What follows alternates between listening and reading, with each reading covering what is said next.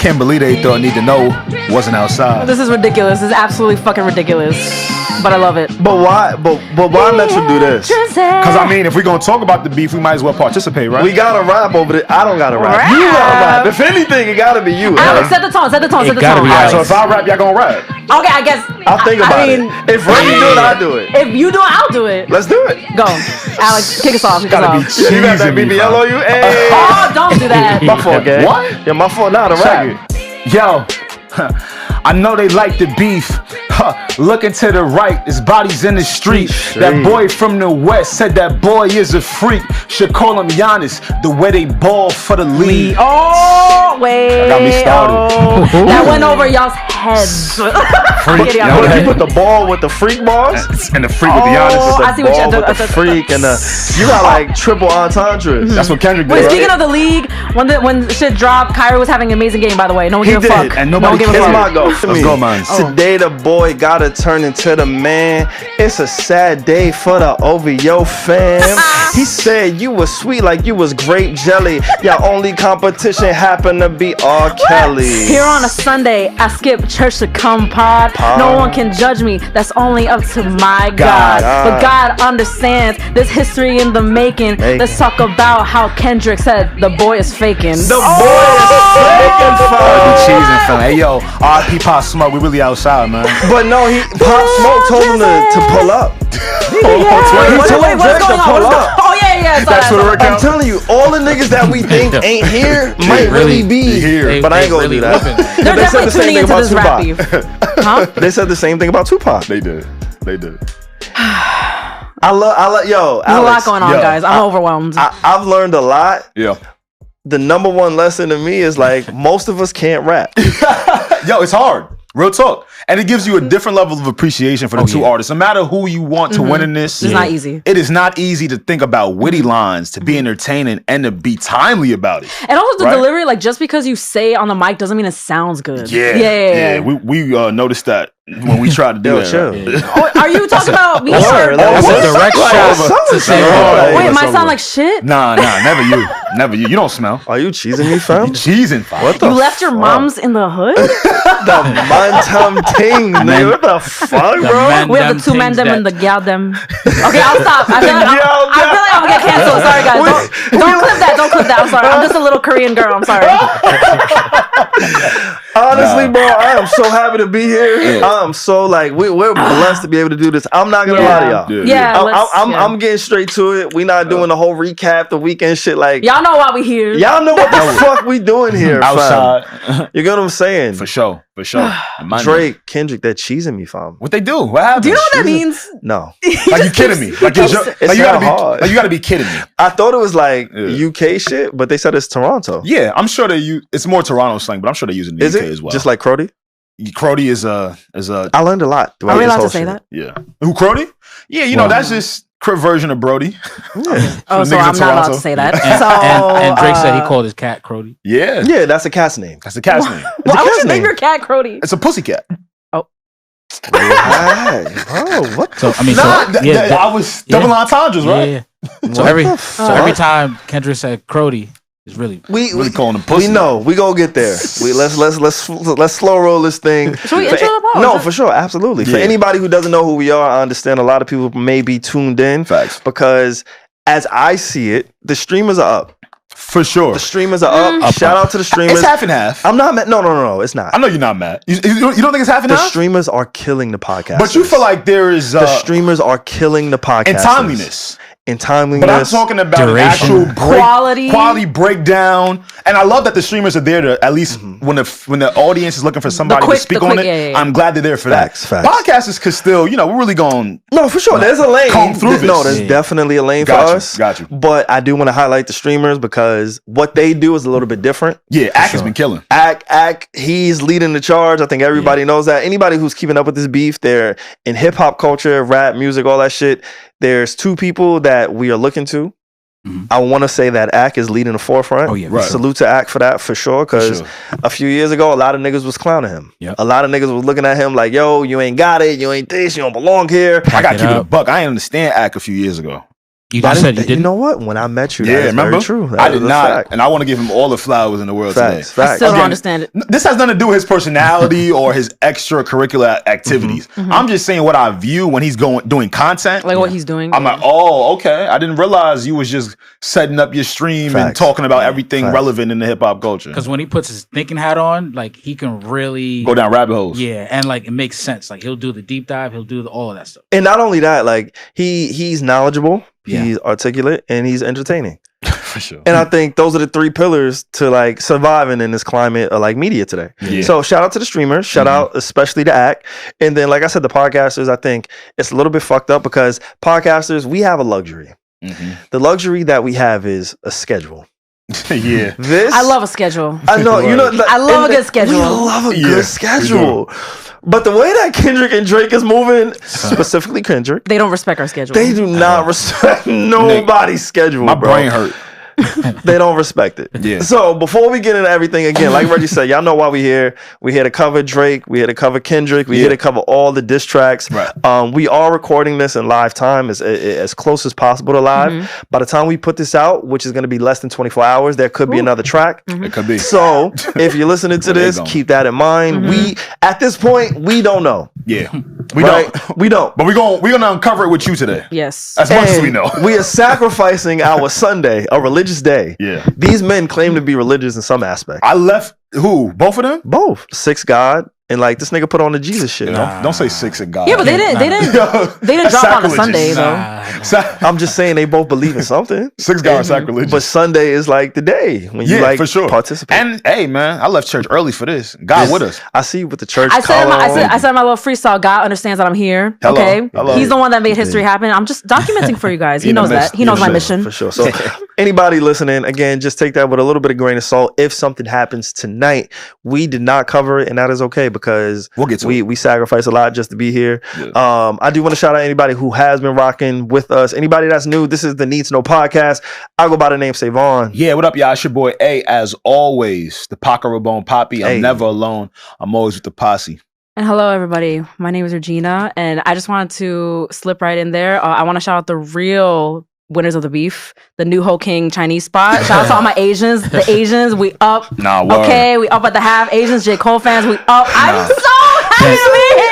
Been feeding the hood for a minute. I don't know if you guys can tell, I am also Asian. And I love J. Cole. Y'all couldn't tell. I didn't winning. even peep that. Wow. I didn't even see that. But nah, both of them really boosting the economy. They boosting the economy in Chinatown and Toronto. I knew the New Ho King, the Chinese food spot that was name dropped twice. I just had to slip that in there because I knew that this conversation is going to go off the rails. And I want to say that. And before we even do that, I just want to reel you back in because you're my homie.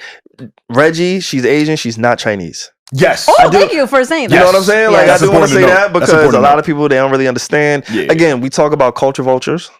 We're going to talk about people kind of being colonizers and such.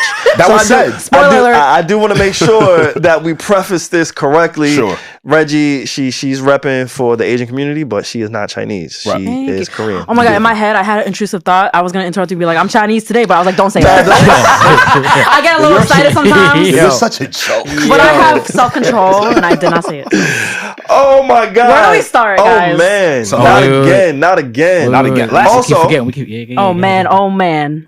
Not again. Let's introduce our guy. We do have Eye in the Sky, our conscience, our voice. He does have a camera, so you can see him. If you're watching this on YouTube, we got our guy, the good brother Pierre. Yo, I'm basically a contributor at this point, right? First class P. First class P. Not him promoting himself. That's first class P right there. What's up, people? Some people get into it. What's up, brother? Yeah, we got a ton to talk about today. A lot to talk about. Last time we were in here, the track that was on our mind was Euphoria. Which seems like so many moons ago. It does. Especially for you, right? At the time. What should we address that? Never or now? We can address it, but let's just Later? like kind of skip it. We're gonna get into it for sure. But yeah, we'll get into it. Right. When we reviewed Euphoria, it was very fresh to us, right? Probably we only It dropped that day. we probably only had about 3-4 hours with it. To right. live with it. Exactly. So we were all trying to unravel all the decoding that was said. And here we are today with several more tracks. So our last episode was episode 256. Episode 256, like Alex said, Euphoria dropped the day that we were recording. At first, I'll be honest, anybody who's keeping up with this whole beef, anybody who is in the podcast, media, streaming, all that kind of stuff, again, there's only like two voices personally, and y'all tell me if I'm wrong. Pierre, I know you're super tapped in on like the YouTube wormhole. Yeah. There's only two people who the culture seems to really care for when commentary comes into play, which has been Joe, which has been Akademiks. Yeah. They've been leading the charge. One of the things that Joe has said, which I thought it was straight ego. That's my guy. I know, like, I have a real, like, I really fuck with Joe. Yeah, we know. But when Joe was saying, like, yo, Drake is trying to box me out of this whole situation, I thought it was ego and bullshit. I didn't think it was real.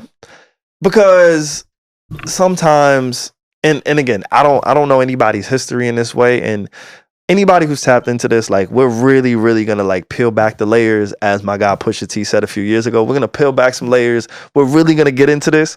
But when I heard Joe speak about it, and he said, "I'm being boxed out of this," right?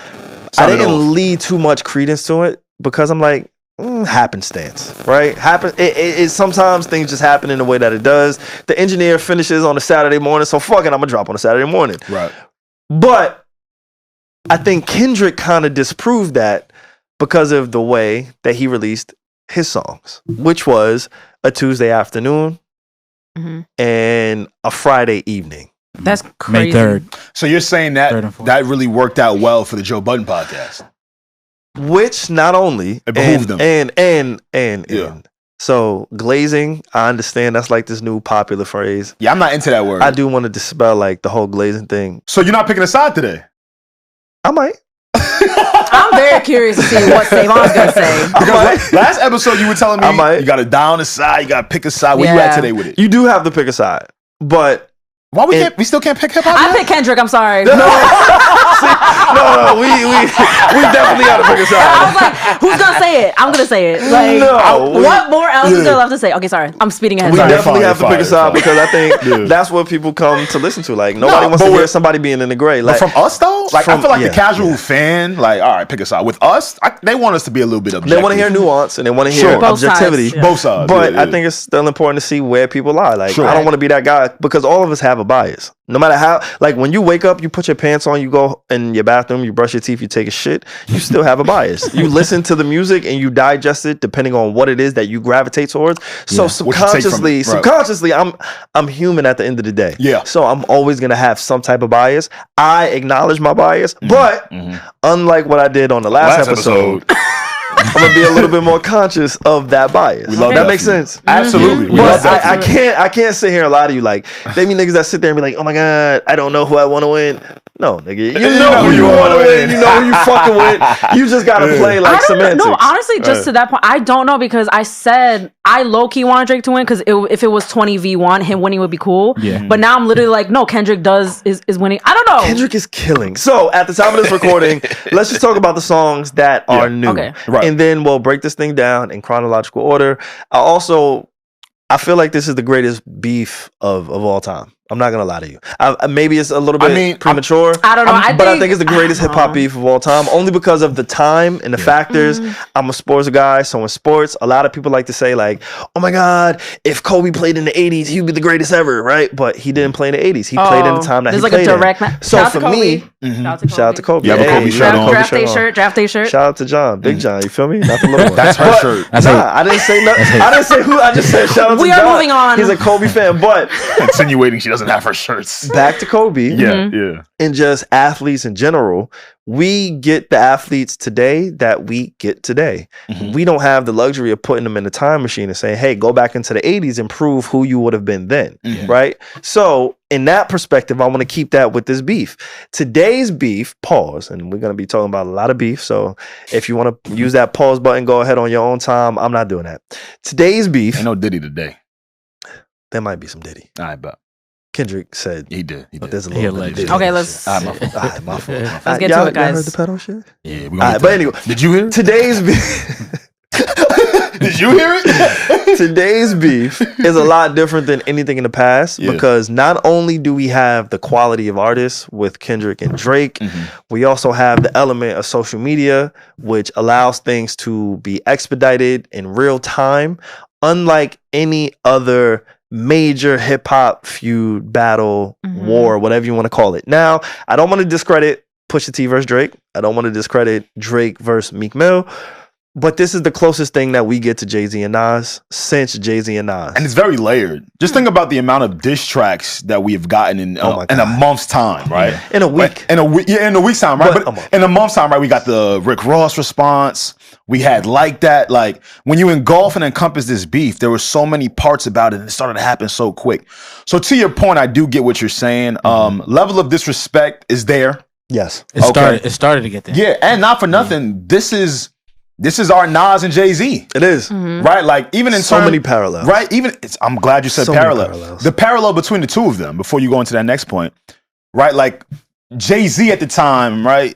Flashy, talk about, I got the V12, you got the V6, nigga, ha ha ha.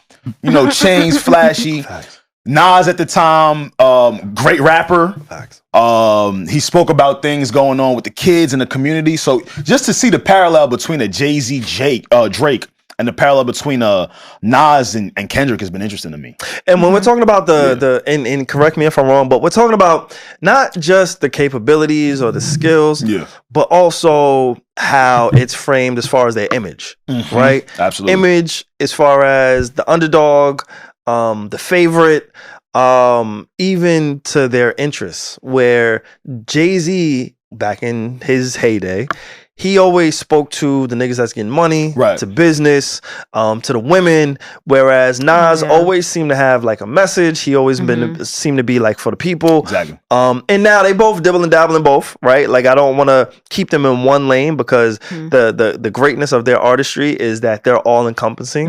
It's not just linear, but the imagery and the messaging of who they were is very comparable to Drake and Kendrick Lamar. It really is. It really is.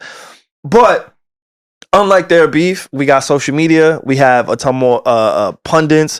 There's a lot of more people who can give their voices to the situation. So when I say this is the greatest rap beef, like, and again, this may age like sour milk, but I feel like a lot of things that I've said on this podcast in particular, especially like last week about the crash out, I still stand by. Oh, for sure. These guys needed to crash out in order to become a victor of this fight, right? Yeah. This is probably the greatest from a quality standpoint, from the quality of artists. I think this is the best rap beef from the quality of songs. I don't think there's any song, and we'll have that debate as we go through it. I don't think there's any song that is like, oh my God, turn the shit off. I think every song lends to something. I think the quality of this, even from the producers that they have, starting with Metro. Stacked. And then the latest one at the time of this recording has been DJ Mustard. Alchemist. Then we got Alchemist. And we also got Boy Wonder. Like, there is a collective. Don't forget Taylor Swift producer now. Yeah, don't forget. Don't forget Jack Atenoff. So it's literally tailor made. Tailor made. Oh shit. All of it. All of it. He's like, anyway. Like, all of it is just like, I bet. We are here. Yeah, this is not a rap beef. This is not subliminals. This is a rap war. And I'm glad that you mentioned the different generations. I think from generation to generation, they're going to have their favorite because they connected more to that beef, right? Every generation has a defining beef. Defining beef, right? They remember where they were, who they were with, what was going down, right? When KRS-One was beefing with MC Shan with the bridge and all of that stuff, right?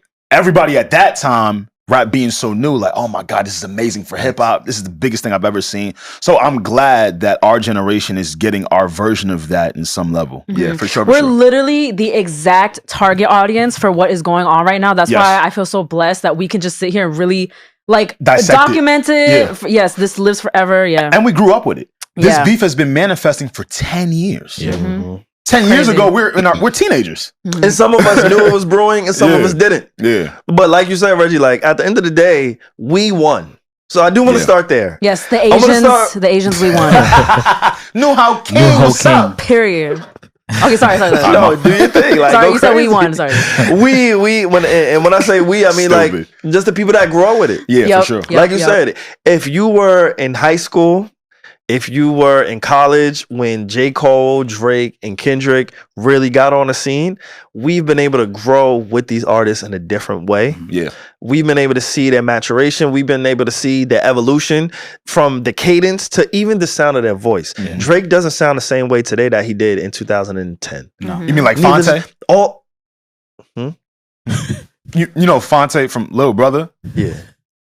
But what he did though? What he did? I don't know. Nah, you know what's funny? Like I was listening to a Fonte song, and then Drake started rapping. I was listening to a lot of Drake's old songs because I used in my birthday recap his song "Video Girl." Yes. I didn't know that was Drake. By the way, you didn't know that? No. Guys, go on my Instagram. When Watch my birthday song, recap. I had to listen. So selfishly, Regi put me in her birthday recap on my Instagram, guys. So I had to watch it a few times. I'm like, oh shit, it's me. Hey, what the fuck? But I was listening to the voice. I'm like, wait, this sounds like Drake. Yeah. But I couldn't find it on like Apple Music type shit. You want me to send it to you right now? No, you do be having the gems. So like, even from the maturation of how they sound, like from puberty, like these niggas went through puberty in front of us. A lot of them, like legit. So this has been something that we've all been waiting for. I think at the end of the day, because, and I know I said some ignorant shit on the last episode. I'm not gonna lie to you. You said a few things. Oh, my bad. What the fuck? Relax. I'm kidding.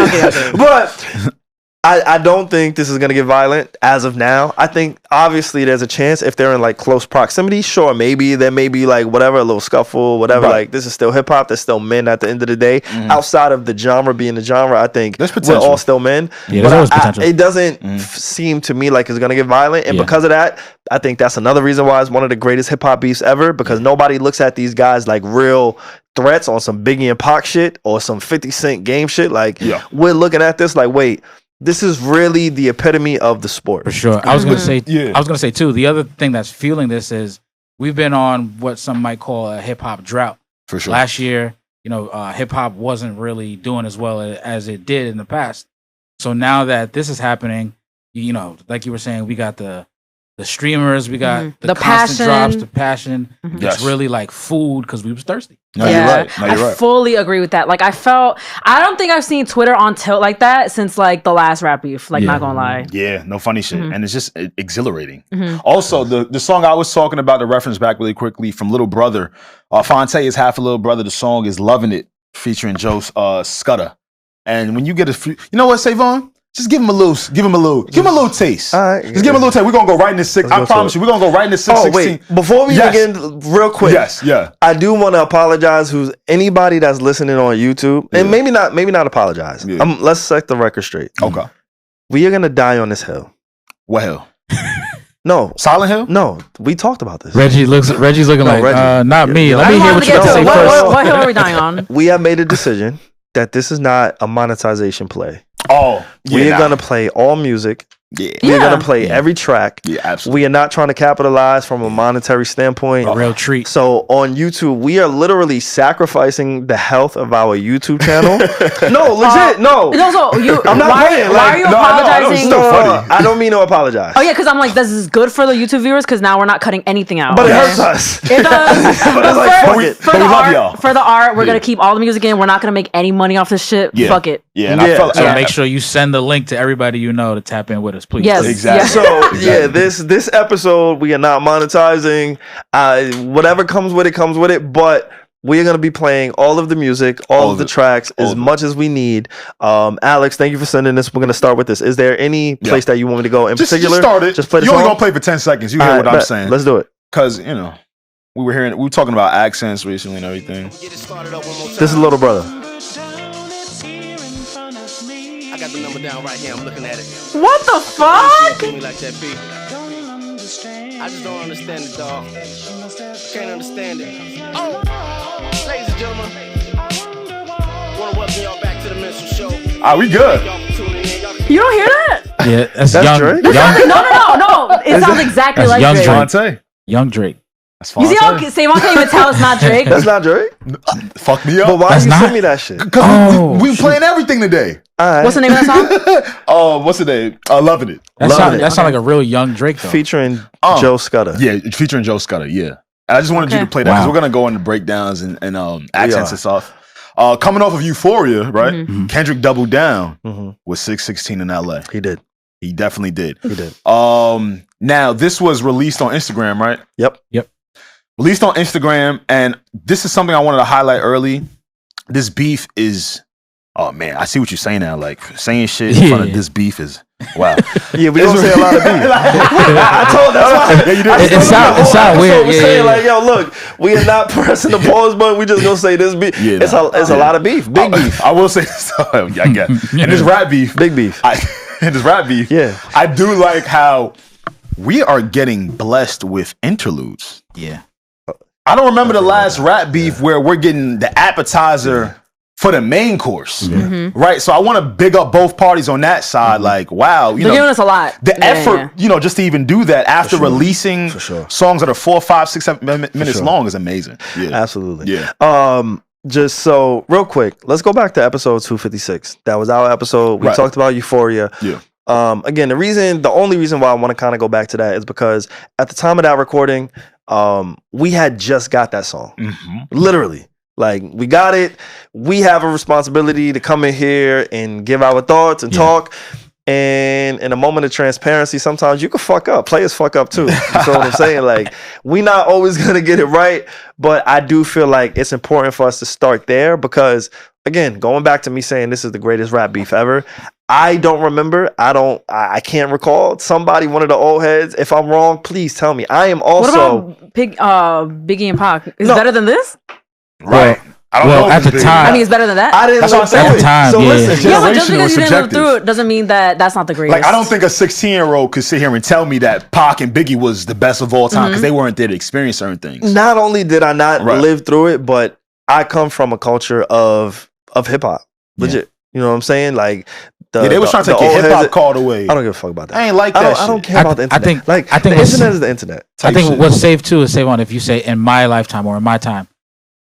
It's not even like I don't even give a fuck about being safe. Like, I think the facts are the facts. The facts are we've never seen an artist at this magnitude drop 4 diss tracks in 6 days.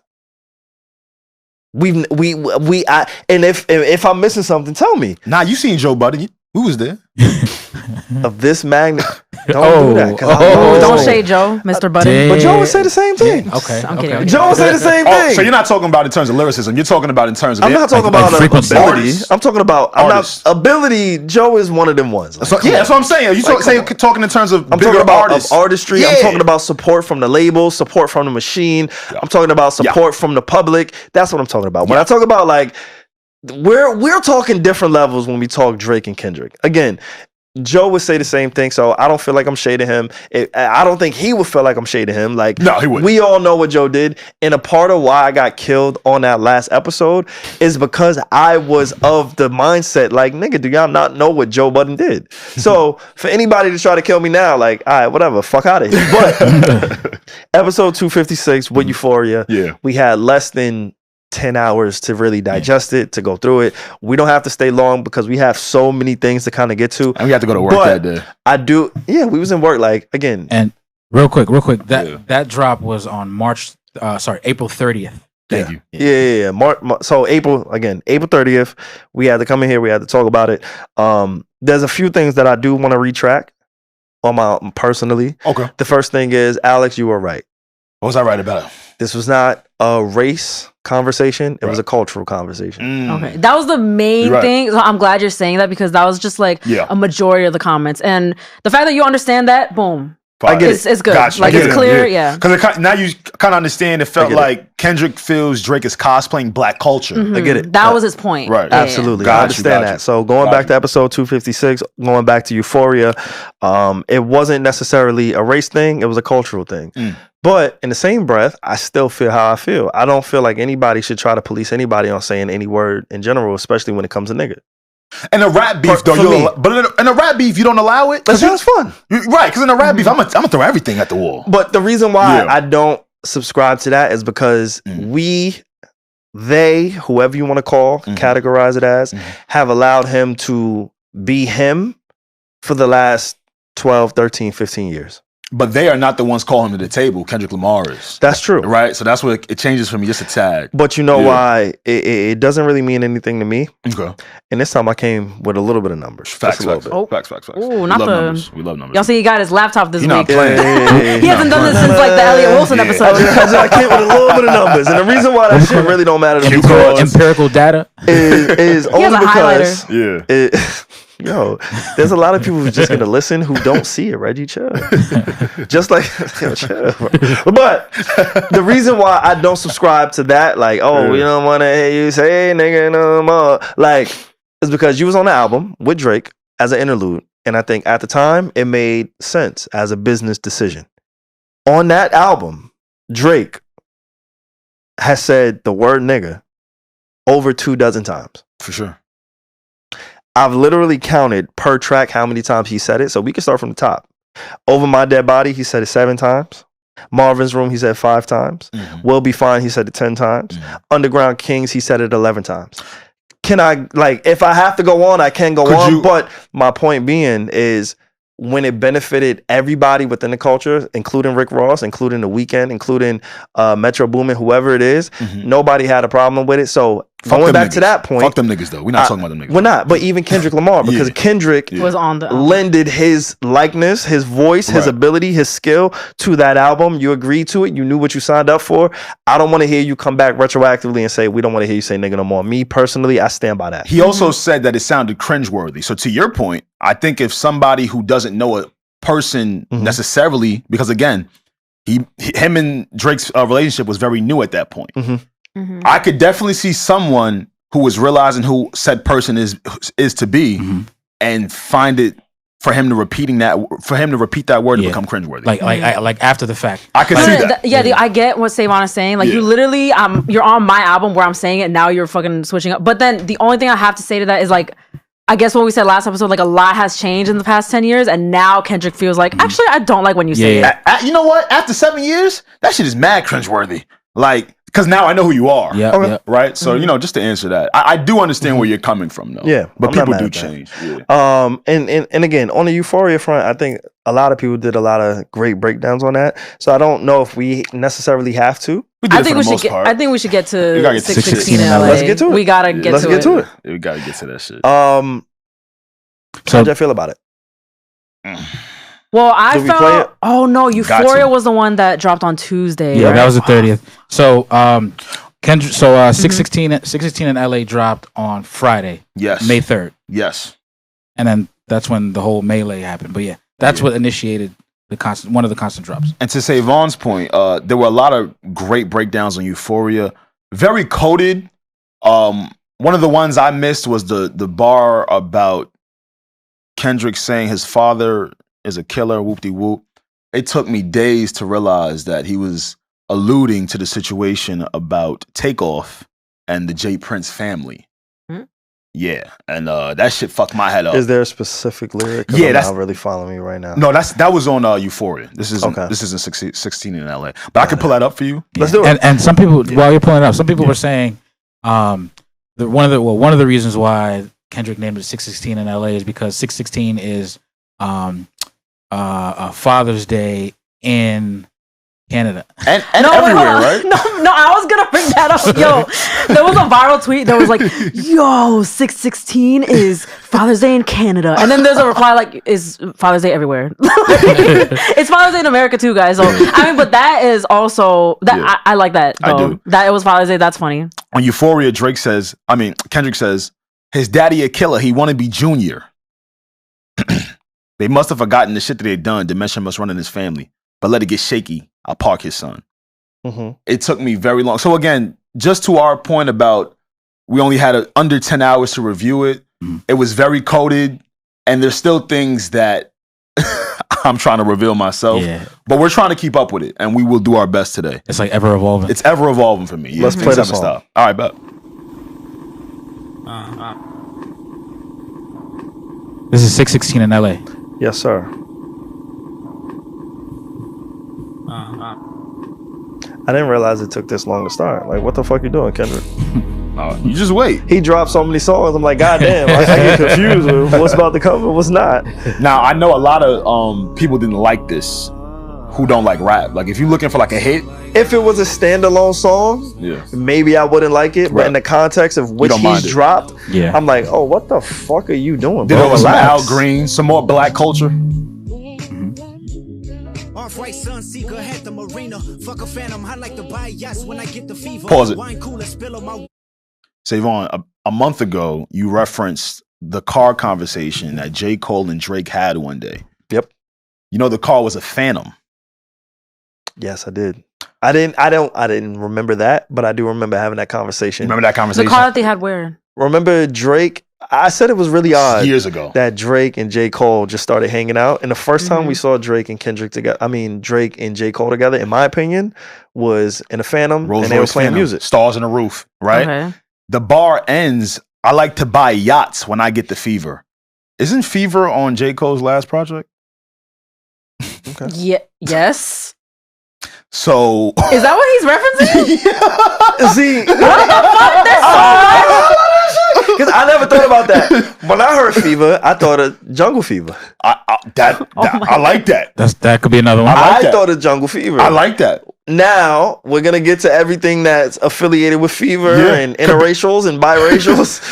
I like to buy yachts. Jungle Fever is when black guy is interested in white women like that. I think it could be double entendre because it kind of works like that. It could go crazy. Let's keep going. Let's keep going. Trifecta, money, morals, and culture. That's my leisure, my visa. Passport tatted, I show up in Ibiza. Luke Cali's dwellings in Brooklyn just to book me some pizza. Oh my. Who could reach us? Only God can teleport this type of freedom. Oh my God. My confession is yours. Yeah, the kids ain't like this little riff right here. There's opportunity when living with loss. I discover myself when not far short. Raise my hands to a falling sky. I fantasize me jumping planets immortalized. I correspond. 3 angels watching me all the time. We're gonna get like smoked on YouTube. Yeah. Jesus. Like killed. Cover my heart, then open me up. Remember when picked up a pin, lyrics that I can trust. Timid soul, staring in the mirror, asking where I was from. So I do want to also preface this. This is like, I got the raw files. Yeah. This is as raw as it gets. So this is not mixed. Ew. I don't even. Raw beef. Sorry. This is raw beef. I'll stop. Nah, we just doing raw beef today. That's it. Nah, you doing raw beef. We what the fuck? But to speak to this track, right? I think, like Alex said, a lot of the kids, maybe they didn't understand it, they didn't appreciate it. I know Drake had family that was affiliated with Al Green. He had an uncle who played an instrument for Al Green's band. Sir. Yes, sir. So there was layers, and I think to this track specifically, there was a lot of conspiracy. Because it was so strategic, and I'm a numbers guy, right? Like, so when Drake says 616 in LA, everybody's Kendrick automatic. I'm sorry. When Kendrick says 616 in LA, everybody's gonna run to the internet and say, what happened on 616? There's a ton of events. Mad shit. There's a ton of meetings. How did he do that? That happened on 616. Now, his brain should be able to work like that. I'm gonna tell, like, I had the privilege, I had the luxury of going to the Joe Budden podcast on Friday for their recording of their latest Patreon episode. It didn't go out into the public, but it went out on Patreon. So anybody who is interested, check it out on Patreon. But during that recording, Ish was really unimpressed. Now, I gotta call that nigga. He said the same thing about you. Oh yeah. When I see Ish, he said the same thing about. I'm sure. Like, wait, Alec. He might have called you a bitch ass nigga like 8 times. What'd you do this? He called me a bitch ass nigga. What'd you do this? Yo, Ish, I'm calling your phone after this, gangster. No, for real. Like, what'd you do this? Cool. OG's supposed to know more than me. But anyway, especially when it comes to them lyrics. Ish, I'm gonna call you later. He seemed to be very unimpressed. He seemed to also not really be familiar with Kendrick's cerebralness. Yeah. And when I say that, it's like he was questioning all of the questions that the internet had, which again, I understand that because I too have looked like Ish on the internet. Like I too have been out of the loop and been like, damn, what the fuck is going on? Yeah. And again, he's a Capricorn. I'm a Capricorn. That's my guy. I fuck with Ish. Some similarities there. He pulled up to the podcast as well. Like I fuck with Ish on a different level. Like we really do. Yeah, we love Ish. But unlike that person who thinks like that, I'm able to remove myself. And again, going back to what I said earlier, we grew up with these guys. So let me just speak to like that demographic. The issues, even my dad, he may pull up to the studio at some point, but OG. even my pops, right? Like he's following this whole exchange between Drake and Kendrick. I realize there's a lot of older guys, a lot of older people who aren't really familiar with Kendrick's ability because he isn't as front facing as a Drake or even a J. Cole. Right? Yeah. So somebody like a Ish, I think he respects a Kendrick from what he said. I'm sure. I think he understands like his lyrical ability, but I also think that there's a certain nuance to Kendrick that we as people we're the target audience. We are the target audience. Like Kendrick, we understand like, wait, this is the last guy that Drake really should have fucked with. Yeah. Like, you know what surprised me though? They really come from the school and the era of lyrics. Yep. And where lyricism was the primary factor. Like motive. Yeah. You know what I'm saying? So that's, I guess, what confuses me. But I will say this: the delivery of Drake is so palatable. Yes. Yeah. That's a great word. Any age, any person you are, you're able to really understand it, break it down quickly. Yep. Now, depending on who you are, you might like or hate that. Facts. So I can understand. Even if Drake's lyrics have a double meaning, it is more like very recognizable. Yeah, absolutely. So going back to double meaning, Right. Kendrick somehow, and again, I don't know if he did this on purpose. I don't know if he did this by accident.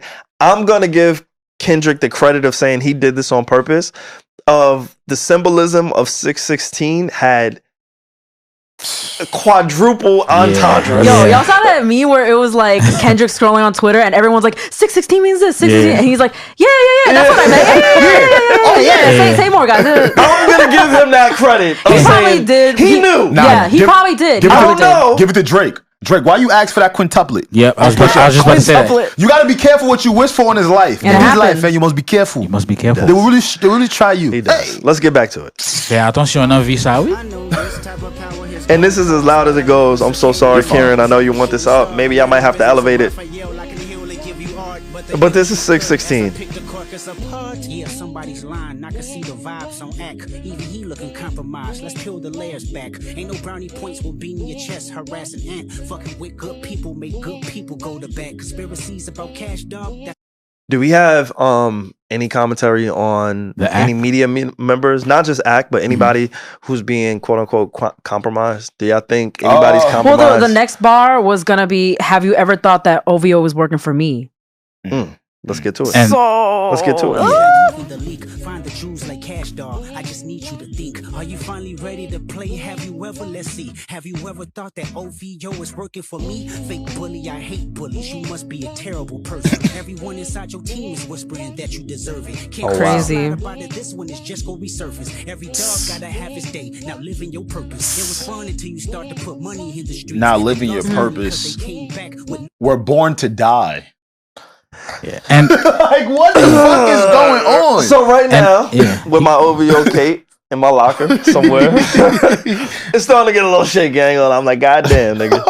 But us being in close proximity to just the media and to this space, again, I had the pleasure, and I only went to Joe's studio because I happen to have something to do in that area. And those are my guys. Like, I really fuck with them. Every time I go there, it feels like a reunion for me, at least. I was like, what are you doing there? Like, bro, and no funny, I went there and I slept. Like, I was in the back. Was cozy, like, you was in the back room? Me and Erickson, we ordered some food. Like, I was checking it out. I got to see Ian Keeb. Like, it's a reunion for me. So, like, there is responsibility. You do.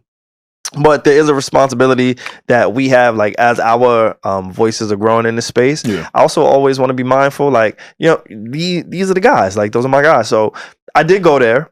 And the last time that I felt the energy with that type of intensity, for me personally, was the Pusha T and Drake situation. And that was with a different cast. So it was slightly different cast, different studio set, different location.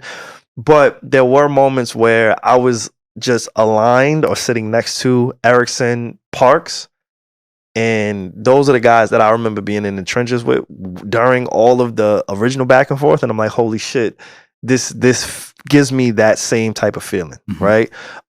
So again, with this track in particular, like this was the ultimate warning shot. Because this is the double down from Euphoria. Yep. Yeah, he's like, I'm dead ass. I'm dead ass. Do you really want this? And this is to answer the people who thought that Kendrick was hiding. I still can't believe that people really assumed Kendrick was going to hide this time. I did have a lot of questions. I was like, why is he taking so long? I want you to speak to that. Yeah. I'm like, why is... If you knew the brevity of what's happening right now, why are you taking so long? But like, now that the back-to-back drops...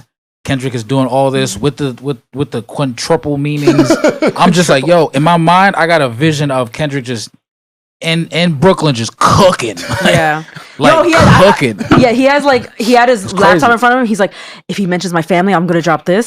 If he mentions my wife, I'm gonna drop this. If he says I can't rap, I'm gonna drop this. Like, I'm ready to go. Like, it's whatever you want to do. Yeah, he was prepared. Yeah, kind of tempting him to drop. Like, we got to talk about what he was saying about he was telling Drake, like, yo, you don't think OVO was like working for me right now? They're telling me that you deserve it. I hate you. Like, they hate you too.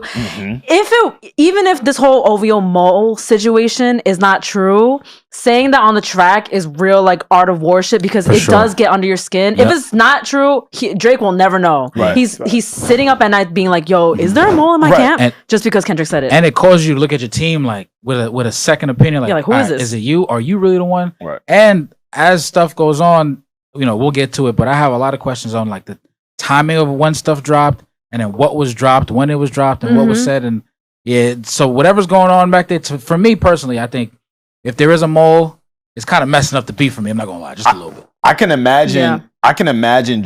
So let's say Drake set up the whole mole thing, right? Mm-hmm. I can imagine Drake being so excited listening to 616 in LA, like, haha, Crody.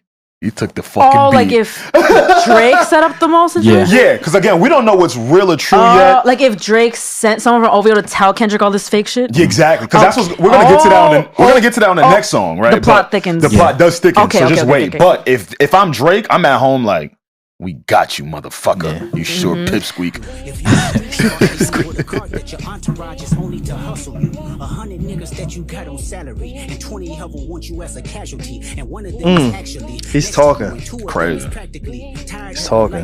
Just don't got the audacity to tell you, but let me tell you some game, cause I can see you, my little homie. You playing dirty with propaganda, hit blow up on you. You're playing nerdy with Zach Bia and Twitter bots. Yo, that should be weak. Wi-Fi. Your little means is losing steam. They figured you out. The first opinions is not convincing. I need a new route. It's time that you look around on who's around you. Before you figure that you're not alone, ask what Mike would do. Woo. 2 bars I want to get to on there. Let's do it. How do y'all feel about Drake and the memes? I mean, what do you mean Drake and the memes? Like the memes that he... Let me rephrase that. How do you feel about Drake and the memes versus Kendrick? And versus his other counterparts from the past. I'm glad you said that. Yeah. I'm glad you said that. Drake needs, and we'll get to this at a later point. Yeah. Drake needs to change his approach. I think his strategy, it's not going to work against Kendrick. Mm-hmm. It's a little unserious. It not only is it unserious, I think that's a great fucking word, because we're going to get to unserious a little bit later when we talk about Not Like Us. Because I think unserious can work, but Drake needs to put himself in a dark room. Word, no light?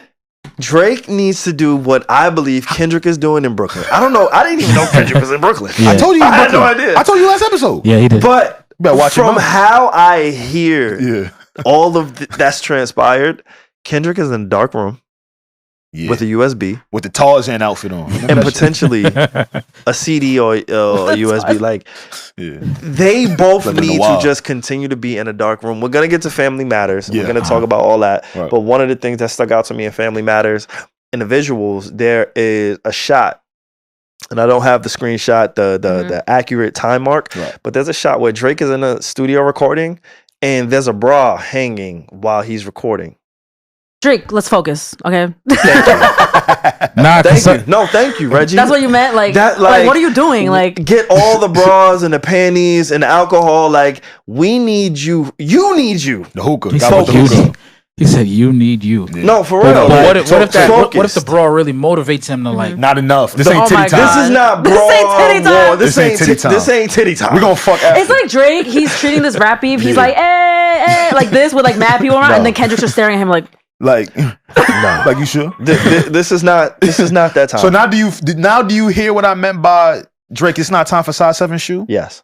Because you were good callback. See what I'm getting at, But right? I think when you reference that at that time, it was alright. Yeah, It was still playing called for it. Yeah. Because Drake didn't know. The light jabs. At the time of this recording, again. But how I knew and Drake ain't know?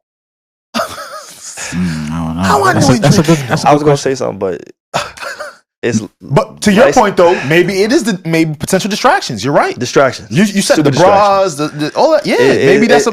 I don't want to see bras hanging up in your studio. What were you about to say? When there's somebody who's on your neck like this, right? Okay. Which leads me to the next song that came out was "Family Matters," right? Hold on, yeah, Let's do it. do want Same day. The last bar of 616. Before you figure out that you're not alone, ask what would Mike do. I was so conflicted when I saw this bar. I said, "What the fuck is he talking about?" You are not alone. Then if you look at the credits, if you look at the credits of production, who wrote that? Kels. SaVon, you introed it. His comparables, Kels. So you mean to tell me why you for them Kels? So you mean to tell me why you're trying to make fun of this dude for being a pedophile, liking young girls? You're gonna end on a double entendre like that? I could be wrong, but just looking at the credits of who produced that and the similarities between what Kendrick is trying to insinuate, great way to end it. All right, SaVon, what you saying? We're going to the next one? No, you're good. Yeah. After 616 in LA. Yeah. Again, not only that, but let's talk about the imagery. He put a glove with the MMG Maybach glove, I should say.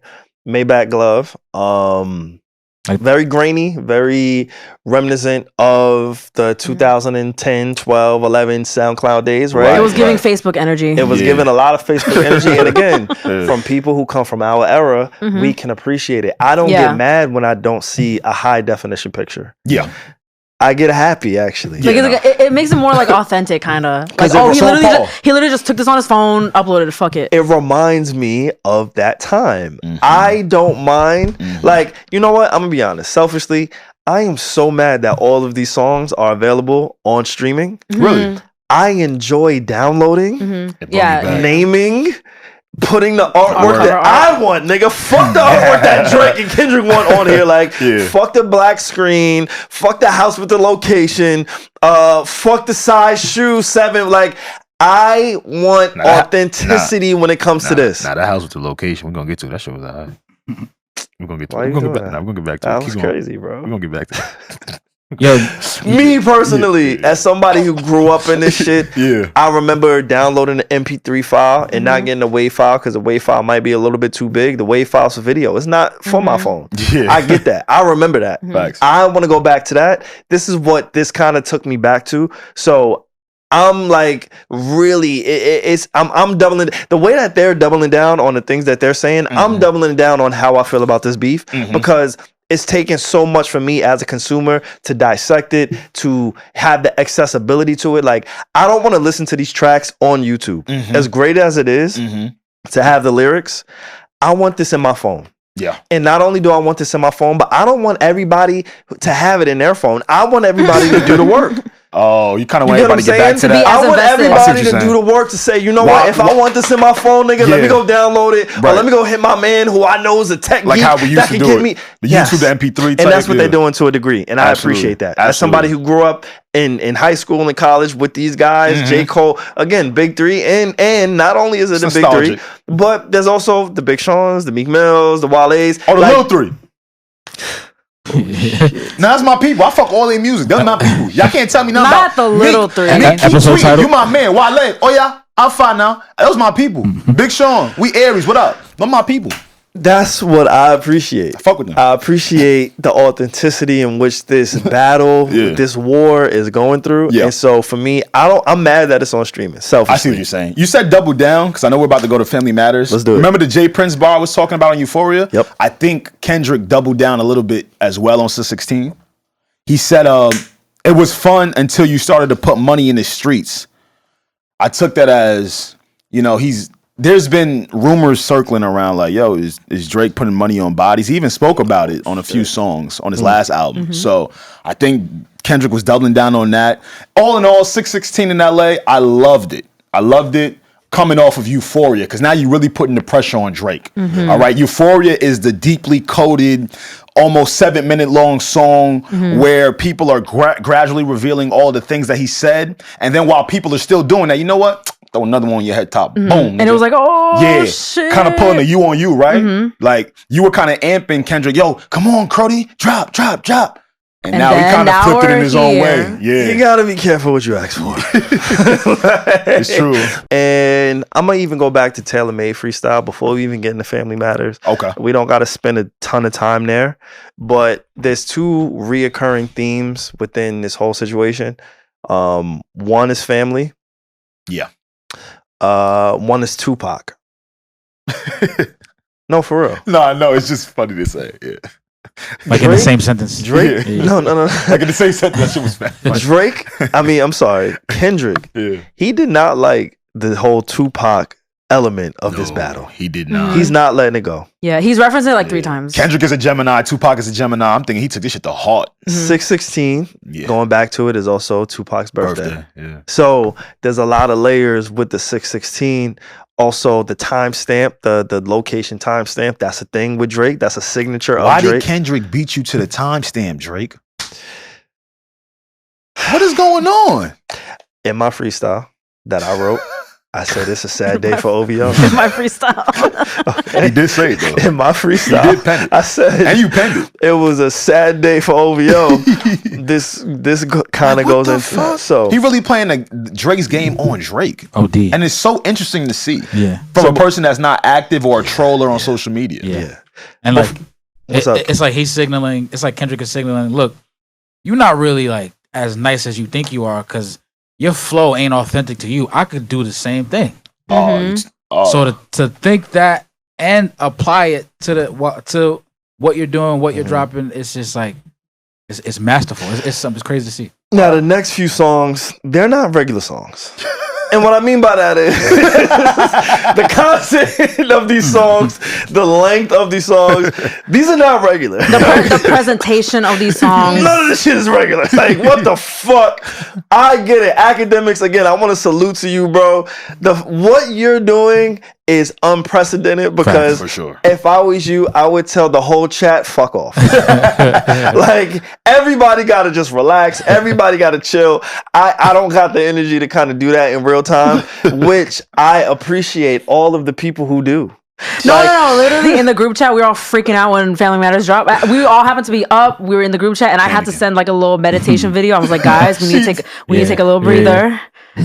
But fuck that. Get your mind right. Yes, and I had to play some Larry June. Just calm down a little bit. But fuck that. What was it? Tantric massages? What was that shit called? Yeah, tantric massages. Like the frequency and shit. Yeah. So now let's fast forward to May 3rd, which is a Friday. Yeah. Same day. At this point, Friday night. Friday night. Yeah. At this point, again, Alex, I love how you asked us at the top of this episode, where were we and how did we feel? Yeah. Because for every track, I want us to document where we were and how we felt. Yeah. I'll kick things off by saying, for Family Matters, I was in New Jersey. I had just left Joe's studio in his area. For Family Matters? For Family Matters, yeah. When it dropped? This happened Friday night. Friday so night. You left at midnight on Friday night? Oh, you don't know what we went through. All right. No. right. I was in Jersey. I went for dinner and then I left. Okay. Wait. So I left. Okay. You had some food. Nah, because the food good in Jersey. How'd it taste? You live in New York. You live in New York, but the food good in Jersey. I was waiting for traffic to die down. Okay. So after traffic died down. I was just confused. I was like, because it's dropped mad late. But anyway, Oh, wow. So yeah. Up until that point, they say the food good out there. I was. No, it was good, bro. What kind of food? Yeah. Nah, that shit was actually trash. It was Mediterranean. I'm not gonna lie to you. Hey, Mediterranean food is good. No. Nah, it's an acquired taste. Particular restaurant, I'm not gonna say their name. It wasn't good. Damn. Cool off of it. Generally speaking, Mediterranean food is good because it normally comes with hookah vibes, food. Oh whatever. my goodness. Anyway, I was in New Jersey. That doesn't even matter. Nah, never the that. energy that I left is what matters. I had just left a pod where Joe and the cast spent about 3 hours on one song, which meant absolutely nothing by the time that I got home. Because they were doing 616 or Euphoria. Damn. Euphoria. Because 616 dropped that night after the recording. Yes. Okay. I know they was sick. I will say the Family Matters energy when that shit dropped, I will never forget it. Like, especially us in the chat. Like, fuck. Like, I will never forget it. So 616 and I left the studio with Joe. I went, and again, those my guys. I'm appreciative to being a part of moments. Whenever I pull up to the studio, I don't even tell Joe I'm pulling up. I literally just pull up. Yeah. And when a nigga see me, like, oh shit, what up, SaVon? Like, how you doing? Like, that's the type of vibe, that's the type of energy. Like, those are my guys. Like, I really fuck with them. So for me, being that this is a moment in hip hop history, like, I want to be there. I just want to be there. Like, not even to bring it to this podcast. Like, I just want to be there. It's a moment. I'm there. Akademiks, he pulls up to the studio. They filmed a Patreon episode, and they dissected this one song like endlessly. I'm like, oh my god, if I'm a fan of this, I'm right in the middle, right? Of it, But again, I was asleep. I fell asleep in the bathroom. Damn. So I didn't really get they the full Family effect. Matters? Not Family Matters, but they was dissecting everything that Kendrick was doing. Okay. But I'm glad you asked about Family Matters, because before we left, all of us were feeling like something's gonna happen after we record. Really? Because I had no idea. This was genuinely a surprise to me. You guys expected him to drop Friday night? I was like, I don't know. I think this caught me off guard. After Kendrick doubled down with 616, even if Drake didn't have it planned on his release, he had to. Yeah. Okay. Couldn't go into the weekend. Yeah, at that point it was already he was already 2 up. You couldn't have another third drop into the weekend when people are gonna dance and gyrate and listen to music. Nah. So now this is before anything drops. This is where I was. I was on my way home from Jersey to New York. There was, and again, this is all documented, so I'm not like revealing anything. But Akademiks said that he was going to an Andrew Schultz comedy show at Madison Square Garden, which was an amazing accomplishment. Wow, yeah, I'm sure a lot of people are going to be there. It was a big moment for Andrew. It's a big moment, even for podcasting in general. Like, that's a fucking moment. So for Akademiks to say, yo, I'm going to do a 3-hour podcast with Joe. I'm going to head over to Andrew Schultz. And before he left, he literally said, I may not make it through Andrew's show because I believe there's a track coming tonight from Drake. And he's been talking. That was a bit prophetic too. Yeah. Like, he said that. And again, this is all on doc. Like, I'm not trying to reveal nothing. Like, I go to the studio because those are my guys. I don't give a fuck about that shit. But this is all documented. And Ak has been talking to Drake. Yeah. So when he said that, again, I'm going to dinner and then I'm going home. I'm not thinking anything. Personally, selfishly, I don't want these niggas to keep dropping. We got a podcast that drops on a Thursday. Like, it is Saturday. This is the worst possible day. No, literally, like when Not Like Us dropped, I was watching the new Zendaya movie. I just wanted everything to stop. I was like, can y'all leave us alone? You trying to watch a movie here? Damn. Zendaya trying to get freaky. Hold on. So Friday night, Drake drops Family Matters. I don't know if y'all want to tell me how y'all feel about that. Where y'all were where that was, but I do want to get into that track. For sure. Dog Basement. What the fuck are you doing in the dog? He says nothing else. I was in the dog basement.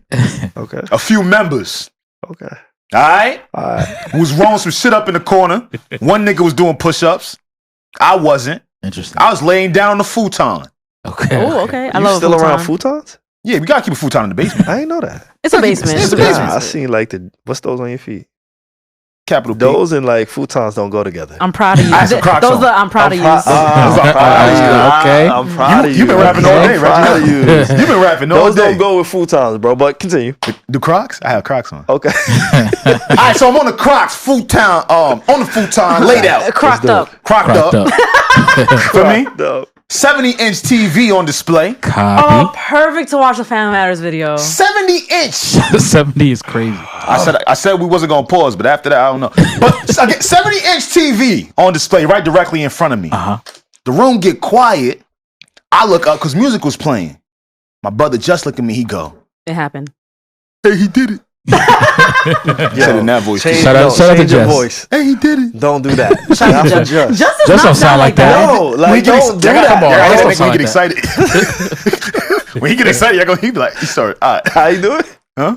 Say it again. Did he? Yeah, he did it. I said, what he do? What happened? and he just started playing the video. Yo, the video. Okay, so we just talked about how Kendrick's presentation was, it means a lot. It does. The picture means everything, like layers and layers and layers. But at the end of the day, it was just a picture, and then he just threw it on Instagram. Yes. And Drake having a whole ass fucking crane crushing the minivan that represents Good Kid, Mad City. Yes. That being the visual. 2001 Which is the better approach? Let's get into it. Let's get into the song. Let's go. I was getting into the song. Is there anything Let's get into it. Real quick. Real quick. For me, yo, I was asleep, right? And then I wake up, the phone was on my chest. The group chat was just buzzing, right? Yeah, Pierre did come in a little late. After that, since then, I've been afraid to go to sleep because I'm like, I'm gonna miss something. I got rap drop PTSD. I'm not gonna lie. Every time you doze off a little bit, you're like, oh no, I can't miss anything. I can't miss the jokes. Yo. All right, go ahead. I'm crying. This is as loud as it goes. I gotta go bad. I was like, oh shit. I love this part. Drop the bed for the vibe with the spot. And he was teasing this song, right? I was really trying to keep it PG. I was trying. He was. PG. I mean, he did, but DP. But the thing ain't really like for BC. Okay. YG. Chuck T. I ain't shooting niggas out. CB. Okay, can we talk about so everyone has been saying like, don't fuck with Kendrick, don't come. He's from Compton, and rightfully so from Compton. I'm not saying he's not tough. I'm not saying that, but like the fact that Drake is bringing up YG, Chuck T, CB, and he's like, oh, these guys are really affiliated. Is he trying to insinuate that like there's a side of LA that I have on my side that you don't have? Okay, I can see that because why would he name drop them if he didn't get the okay from them to like mention them in the song? I doubt he got the okay. Damn, so why would he do this then? But see, to them, he probably has relationships with them or is closer. To me, it was confusing just a little bit. I want to be clear. I know niggas think I hate Drake. I love Drake and I love this song. He does. So I really do. I really do love Drake. What confused me though was we done heard Good Kid, Mad City. Which is Kendrick insinuating that he's a good kid in a mad city. Okay. So again, I like the fact that he poked holes in that. Yeah, he kind of poked holes in that. Yeah, but I liked it though. Can't be rapping by no ratting that we can't read. I mean, it's true, a nigga slimy for my AP. Just like how Metro niggas. I like that part. Some accountability. For attention, nigga, say please. Always rapping like you about to get the slaves freed. You just act. Tough. All right. Hold on. Let's go, baby. Let me put the cape on. Let's go, baby. Hold up. I knew that was gonna get him in trouble. When he said, I knew that was gonna you get him in rapping trouble. like you about to get the slaves free. Now, I want to give two perspectives. That shit was funny though. The first perspective is that shit was funny to start. yeah, that shit, I get it. Yo, we got bro. a Kendrick fan there. He's like, yeah, that shit was funny. I get it. Like, I understand when you trying to get the slave free. Like, I understand the new, like the comedic relief. Yeah. Now, again, we know Drake to be somewhat of an entertainer and a comedian. I want to go back to the ESPY Awards. He's silly. Yeah. I want to go back to ESPN when he hosted. Now, again, how many rappers outside of LL Cool J? Shout out Capricorn birthday twin. Yeah. Oh my goodness. Outside of LL Cool J, what up? there's not many rappers who've made the transition to be able to have the ability to host major awards and ceremonies in any space. And entertain. Got you. Michael Strahan, I think he did a phenomenal job of transitioning seamless from transition. athlete to like media personality. He's like great. there's very few and far between, but even LL Cool Shannon J, Sharp might be next, even Shannon Sharp, even Michael Strahan, all of those three guys that I listed, they are past their prime in their athletic field or in their artistic field, right? They're not at the peak. When Drake was hosting the ESPYs, he was at the peak or ascending, however you want to view it. Right. He was still an artist. He's still an artist and a very active artist. So when Drake did the ESPYs, and I'm only using the ESPYs because I feel like that was one of the first moments we got to see him and Chris Brown together. When they made light of their situation, that was one of the first moments where we got to see Drake almost give his, and again, he's always been witty. Right. And this is 2014. This 2014 ESPYs. This is always a part of being an artist or one of the best artists. You got to be witty. You got to be charismatic. Yeah. You got to have certain qualities. When Drake hosted the ESPYs, I think that was on full display. So when he says something like this, like, oh, you making a bar to free the slave. Like, it's a funny bar. But again, I think he got to go back in that dark room. Kendrick is currently calling out his black cultural cachet. Facts. And it's as if he's tone deaf or just not reading the writing on the room. Like, yo, dog, it's funny, I get you, but just go a little bit deeper. Like, we got a lot of depth from Kendrick so far. I took that differently. I'm listening. I took that as Drake was like, yo, like, I'm not even paying attention to what you're saying. Watch this. And I just completely just even that's also part of Kendrick's culture vulture points. And if that is the mindset of Drake, that's not the approach you want to take, because again, we're talking about we're not doing Meek Mill, and you know Alex more than anybody. I'm a Pusha T fan. Facts. That's why staying like, nah, he don't fuck with you no more. Nah, don't do that. I'm gonna call Ish. I'm gonna call Push. I'm gonna call niggas. No. They're not. We don't have to call niggas, bro. When it comes down to it, like, I am a put like that is. You get what I'm saying? Like, no, but so, not no more. You leading the charge. I understand. I get it. Yeah.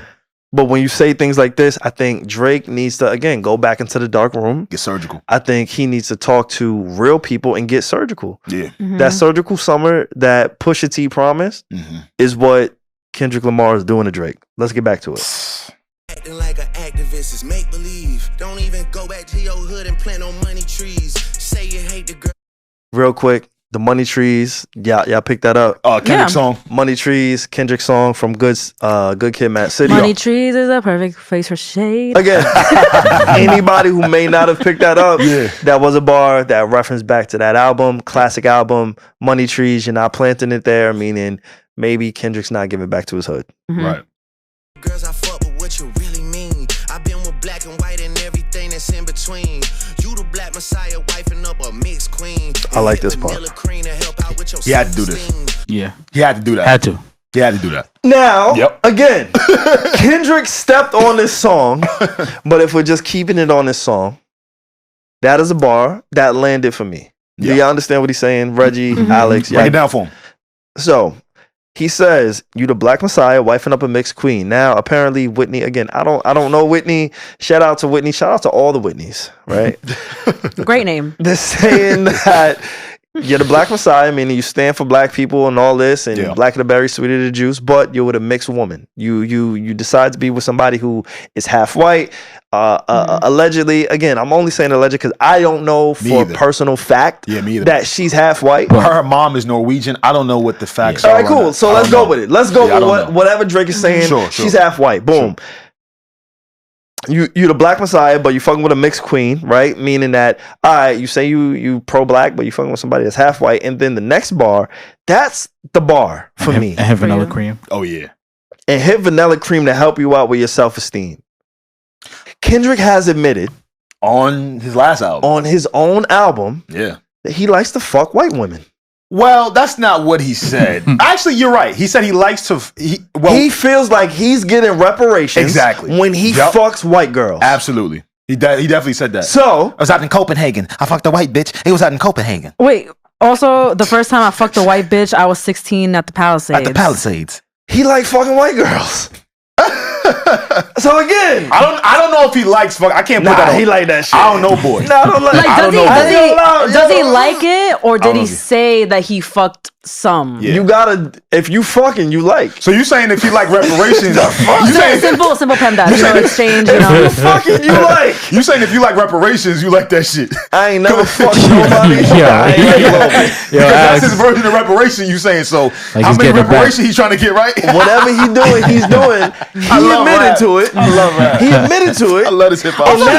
You can fuck like a white woman or two, but he put it in a song. That means you didn't have to tell us. Like that shit. So I'm leaning towards he likes it. Nah, it was on his conscience. He had to let it out. He ain't like that shit. He felt stifled by not saying that shit. People to Brooklyn. You know they be white bitches in Brooklyn now. You know Brooklyn gentrified.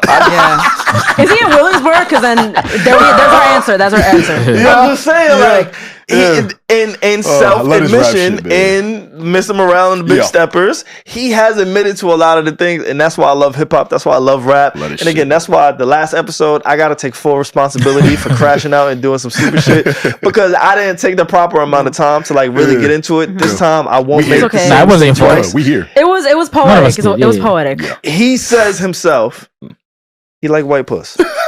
He ain't say that. Not white puss. He ain't say that. I wanna know what Whitney need. All that puppy love was over in y'all late teens. Why you never hold your son and tell him say cheese? We could've left the kids out of this, don't blame me. Oh. You a dog and you know it, you just play sweet. Your baby mama catch was always screaming, save me. Anything there? If not, it's cool. The Bobby Whitney flip was masterful. Was witty to me. Yeah, when he came in and said on some Bobby shit. When on some Bobby shit, I want to know what Whitney need. Mm-hmm. That's prophetic. Also, the fact that he brought in the kids, but he was like, we could have let the kids out of this. Mm-hmm. You brought up Adonis first when he was just chilling. So don't blame me. Let's do it. And also, my fault, SaVon. Let's do it. We know there's tons of celebrities that don't like to show the face of their children. Yeah. Even DDG and Halle Berry right now. I call it Haley. I'm Halle Bailey. Is it Haley? I call it Halle Berry. No, I don't think it's Haley. It's Holly. It's Halle Bailey. I literally said Halle Bailey. No, It's Halle Bailey. it's the other sister. It's not Holly. No, Haley. Chloe's the one that's singing. No, you're right. I'm It's sorry. Halle. Guys, I said Halle Bailey. Little Mermaid. I'm gonna shut up. You was doing good. You was doing good. Doing I just did. But yeah, we see how they haven't shown the face of their son. But we don't give a fuck about their son. Nah, we don't. I'm just saying. Yo, that's crazy. I mean, we don't. I don't give a fuck about nobody kids. Well, You're right. Like, I don't give a fuck about nobody kids. You're You're right. right. You're right. We didn't give a fuck about Kendrick's kids until this. Low key, me personally. Like, I want to know if Kendrick got a light skinned baby. Nah, it's pictures. You I ain't mean, seen them? of course it's gonna be. I don't look at. You ever seen a Twix ball? Yeah. You ever seen a nougat in between the Twix? Liking.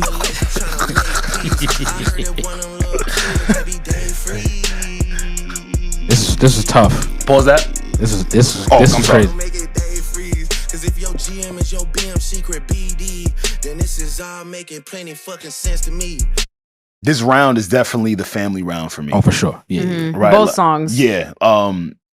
Drake shoots at other people on the song. We're gonna get to that in a second. But majority of the Kendrick disses on this song was directed towards his family. Mm-hmm. And when Kendrick responded, he also got at his family, which we will also get to. And Dave Free is Kendrick's manager. Absolutely. So when Drake says, because if your GM is your BM, so if your general manager is your baby mom's dad, then the real reason why you tight is making sense to me. Now I'm on the futon, like, so that's why niggas made PG Lang? Nigga said the futon. I forgot. Yo, don't be on the futon, bro. Like, come on. Cropped up. We better than the futon right it's now. It's a basement. I respect it. Is that why they made PG Lang? Because you start thinking to yourself, like, wow. Like, why'd he leave? Yeah, Kendrick and Dave left TDE. Like, how close is the relationship between the two of them? Before I heard anything else, and we definitely heard a lot more after this, I'm sitting here like, damn. Yeah, there's 3 beat switches in the song. So Dave Free is one of Kendrick's best friends. He's also the head of PG Lang. Right. The thing with me with this bar in particular, now I do want to get into like the bars and what we need and how people are gonna win. We'll get into all of that. Yeah. But this is the first bar where I'm like, all right, cool. When somebody makes an allegation like this, you have to be able to prove it. Mm-hmm. You that can't, happened a lot throughout this beef. It happened a ton. Yeah. And we'll get through all of it. Mm-hmm. But in the context of how we're potting right now, this is the first bar for me, outside of all the things that Kendrick has said, outside of all the things that even Drake has said, like ghostwriters and all the shit we'll get to. This is like the very first bar where I'm like, all right, Drake, my guy, OVO, we here. Sad day. I get it. If you're going to say something like this, we need some type of proof. For it to land. Mm-hmm. Right. Especially when in this song he says that Kendrick needs paperwork for his lies. Exactly. Yeah. So again, just the context, Dave Free is one of Kendrick's best friends. Mm-hmm. He's also one of the label heads over at PG Lang. Kendrick left TDE to create his own entity in PG Lang. Mm-hmm. Mm-hmm. Hey, let that shorty breathe. shake that ass, bitch. Hands on your knees. He told Hands on your Kendrick's knees. wife. Hands on your knees. That's tough. Shake that ass for Drake. Hey, Now shake that ass for Fred. That's hard. Oh. That's hard. That kind of free. I'm talking about my nigga Dave. Yo man, a Lil K. We call that shit a mini Drake. He always said That's hard. I was staring straight. These bars go over Kenny head no No matter what I say. I know you like to keep it short, so let me paraphrase. Knew it was Tough. someone able hit us with the serenade. Niggas say, almost started reaching for my waist. Drop. That's another drop, short reference. Drop, Why the fuck he drop said a that? 50 bag for the vibe in the spot. Hey. Drop a 50 bag, 29 for the thought. Here we go. Trying to keep it On a drill beat, right? tough. I saw he bought the UK drill out. Mind them dead. He just said, let me take this shit serious. Drake, I need you really to really take this shit serious. Like you said it on this song, but no. And he also said, I gotta go bad. Wait. Sound like he was. You really gotta take this serious. It sounded like he was trying to convince us. Like, nah, nigga, convince yourself. No, he sounded like he was talking to Meek Mill. Different strokes for different folks. When he said that, I'm like, oh Yeah. shit, he was talking to Meek. No. Drake. There has been people in my DMs accusing me of really knowing you in real life because I'm right. I see you. Now, for a minute there, I was gonna get tight with you. You wasn't sharing that OVO payroll. I'm You not sure? on no payroll. I do sure? not know anybody on the OVO pay. I don't know any of these. sure? niggas. Because the way I you really got don't. the exclusive drops, I was starting to think, hold Relax. on. wait a Nah, because if you got, I just know people that know people that know people. because this podcast goes But- differently if you getting some. I don't know anybody at OVO, but what I'm saying is, as I'm listening to these tracks, I listen to the beat switch. I love it. I'm happy. I'm grateful. I'm like, oh shit, my nigga drinking his bag. When you are talking on this track, Drake, I need him and I need anybody who's listening to understand that words have power. Yeah. And what I mean by that is there's a book called The Secret. I talk about it on this podcast all the time. That book changed my life, legit. Like, I listened to this book and like, I not just listened, but I also read the book. Right. I have the book. It's called The Secret. And the premise of this book is called Your Thoughts Become Things, right? When you put things out into the world, when you say things, when you believe things, when you say things, I don't know what Drake believes. I just know what he says. Yeah. When you put it out into the world, it's for God, it's for the universe, whoever or whatever it is that you believe in. It's up to that entity to interpret it, and it's going to give you exactly what you want. So be careful what you say. And that's why words are so powerful. You can manifest it. It's say it again. You can manifest it. Absolutely. Be very, very careful what you say. Mhm. So when Drake says, I'm going to take this shit serious, right? This is no longer a joke. When he also goes back to Tailor-Made Freestyle and he says, I'm waiting on you. Yeah. The nigga dropped 3 diss songs In a- since he said, in a row. I'm waiting on you, right? So Gotta be careful. I just want to give anybody, not just Drake. You say he manifested that? He summoned them. I don't know what the nigga did. I'm just gonna say your words and your thoughts and your feelings are very strong and they become things. So please be careful what it is that you ask for. I like that you giving him advice. Joke, I take it serious though. Take it serious, please. Not as a joke. If Drake shooters doing TikToks, nigga really shooting in your game. This is towards the weekend. Shit shot, nigga can't listen to the stick talking falsetto, saving for a hip hop, nigga. You don't even be at home, dog. You a souvenir out the gift shop, nigga. Still mad about that one hoe. We ain't even fuck. I just lip lock with her. I get active when it's wartime. I ain't even really let my dick drop, nigga. What the fuck? I heard Rick drop, nigga. Talking something about a nose job, nigga. Ozempic got a side effect of jealousy and doubt. I never told y'all niggas put. This one I got tight. All of my happiness. Oh my God, this nigga getting at him. I liked how it started. Everything he's coming at Kendrick. This is when it started to dwindle for me. Oh my God. Okay, I'm so glad you said it. Because I didn't know if I was the only one. I No. was like, bro, I don't give a fuck that Rick Ross took Ozempic. Like, I don't care. Hey, newsflash. I don't care what the Weeknd's manager is doing. I don't give a fuck. I don't care. Rose is the only person. Well, actually, Metro kind of responded. Yeah. But Metro can't rap. He literally made drums. Rose is the only person that did. That's the funny shit. We rapped on it. Nah, he bodied it. He did. We bodied it. BBL Hello. Drizzy. Come on. You know what we did earlier. Hello, that's us. Need to know. We outside. But, bro, Rose is the only person that gave you a response in your diss track. And you still directing some shit at them. You know what it made me think? It made me think that he's emptying out the clip or it's completely done. Because this song was 7 minutes, right? Yes. Yeah. his longest song towards Kendrick, and he was kind of late to the party with the longer songs. So in this longer song, you're getting at them and at Kendrick. And once again, I gotta deduct points, bro. Because this ain't the time for that. Because if you do have more in the tuck, if there's a creative way for you to get some shit off, now is the time to do it. He put 2 in your head. Euphoria and the double down with 616. Why are you still talking about other niggas? Also, Rose, bad time for that plane to crash. Facts. Run off. I'm so glad you okay, though. Like your old job, nigga, house sitting on some land, but it's how it no nigga really know y'all niggas. Bitches gotta drive 2 hours for you pay him just to give a blowjob, nigga. Must have started up a snowball, cause my last record deal was 400 ends. These days, that's a low bar, nigga. Hey, who's next on the list? Which one of my so-called niggas? Which one of my so-called niggas? Which one of my so-called niggas need a share for the clip? So right there, we're not gonna stay long. Yeah. But he's clearly acknowledging that there's a mole in his camp. Yeah, for sure. Which one of my so-called niggas? Which one of my so-called? Funny. Yeah, so-called. Yeah, I thought he was being sarcastic. Yeah, like, which one? Tell me. Like, tell me. Okay. It could go both ways. It could go both. If it's true in the theory that Drake created the mole and fed Kendrick misinformation. Good kid, Mad City van, Will Potter latch and make the door slide. Tears running down my cheek, laughing at you pussy dying, it's a war cry. Weekend music getting played in all the spots where boys got a little more pride. I don't care. I'm sorry, SaVon. Pause it real quick. I don't care if gay people are listening to The Weeknd, Drake. Oh, wait, that's what I was about. I kind of expect part. I kind of expect. He's a global artist. Wait, but why is that a shot? I don't know. Can you ask him? Is that what that bar means? Because that's not a shot. He said Weeknd's music getting played everywhere where there's more pride.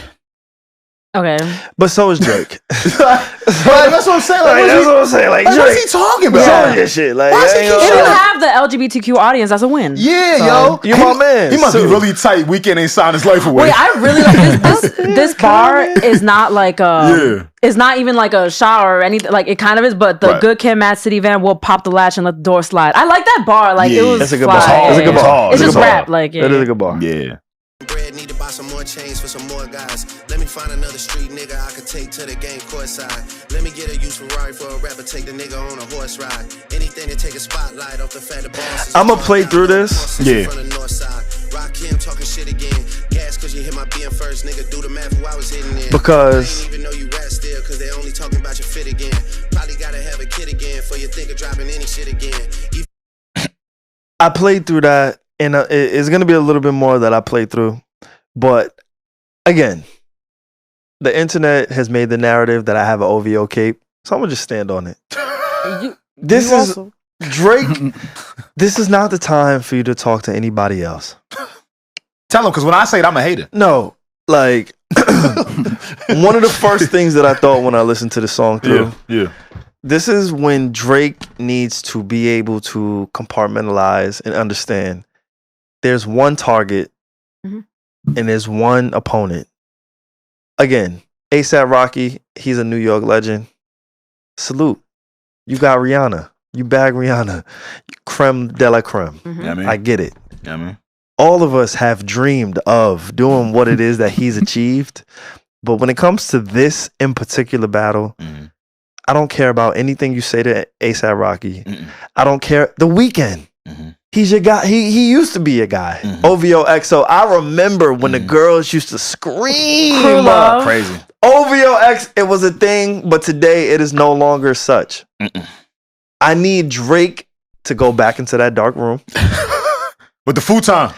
With the futon will help. And the Crocs. That's why. Yeah, you know what? I'm sorry. Thank you. You can wear Pradas and still go back to the futon. Thank you, twin. Because it keeps you focused. Like, there's a certain environment that I think Drake maybe needs to enter to be able to really, really focus on his opponent and his talking points. I'm the person, you remember, I defended Drake on his album when he was talking about Rihanna. You did. Right? I was on some shit like, yo, maybe he's just speaking from his experience. Facts. Everybody has different experiences with people. This right here is, your dog, the killer right there, and you talking to the civilian in the corner.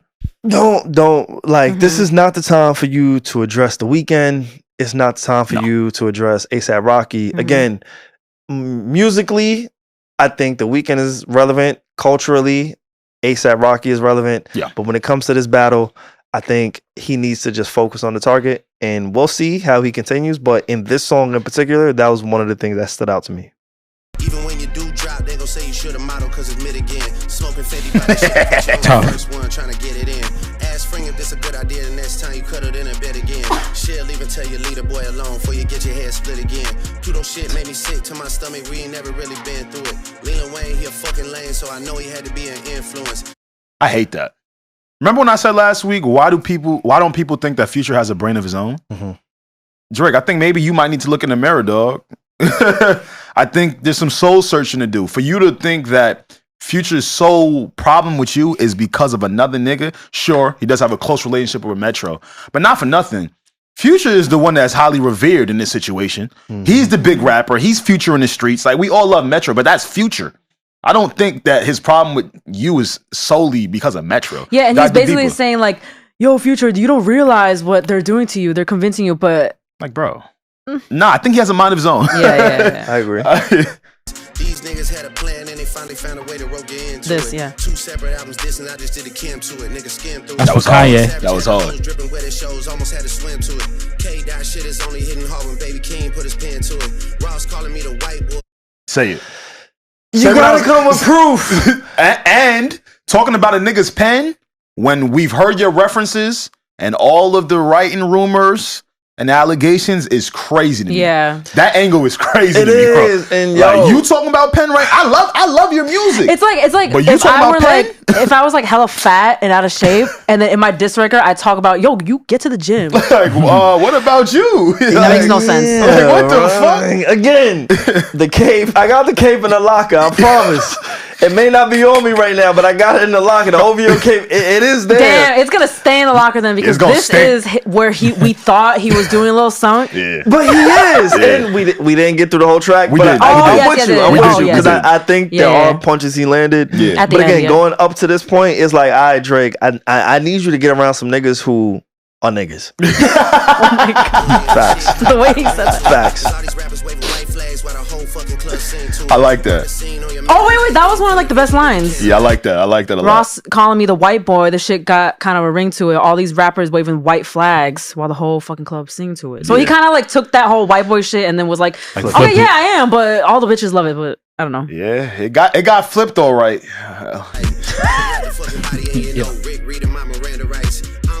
Vacation, I hope next time y'all plan it right, cause you gotta pay for saying my name. Guess now niggas understand the price now. Nah, niggas don't know how much it costs.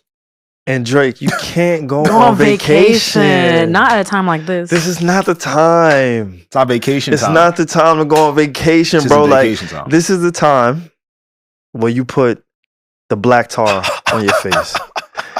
This is the time. That's when he turned into a tight end, right? This is the time you turn into Randy Moss. When he was on the Raiders, my nigga. Not Vikings. Yeah, Raiders Moss. Not the Raiders Patriots. No. I'm talking about when he was in the trenches and you him. Yeah. Like, there was a moment. There was Randy Moss 18. Yeah.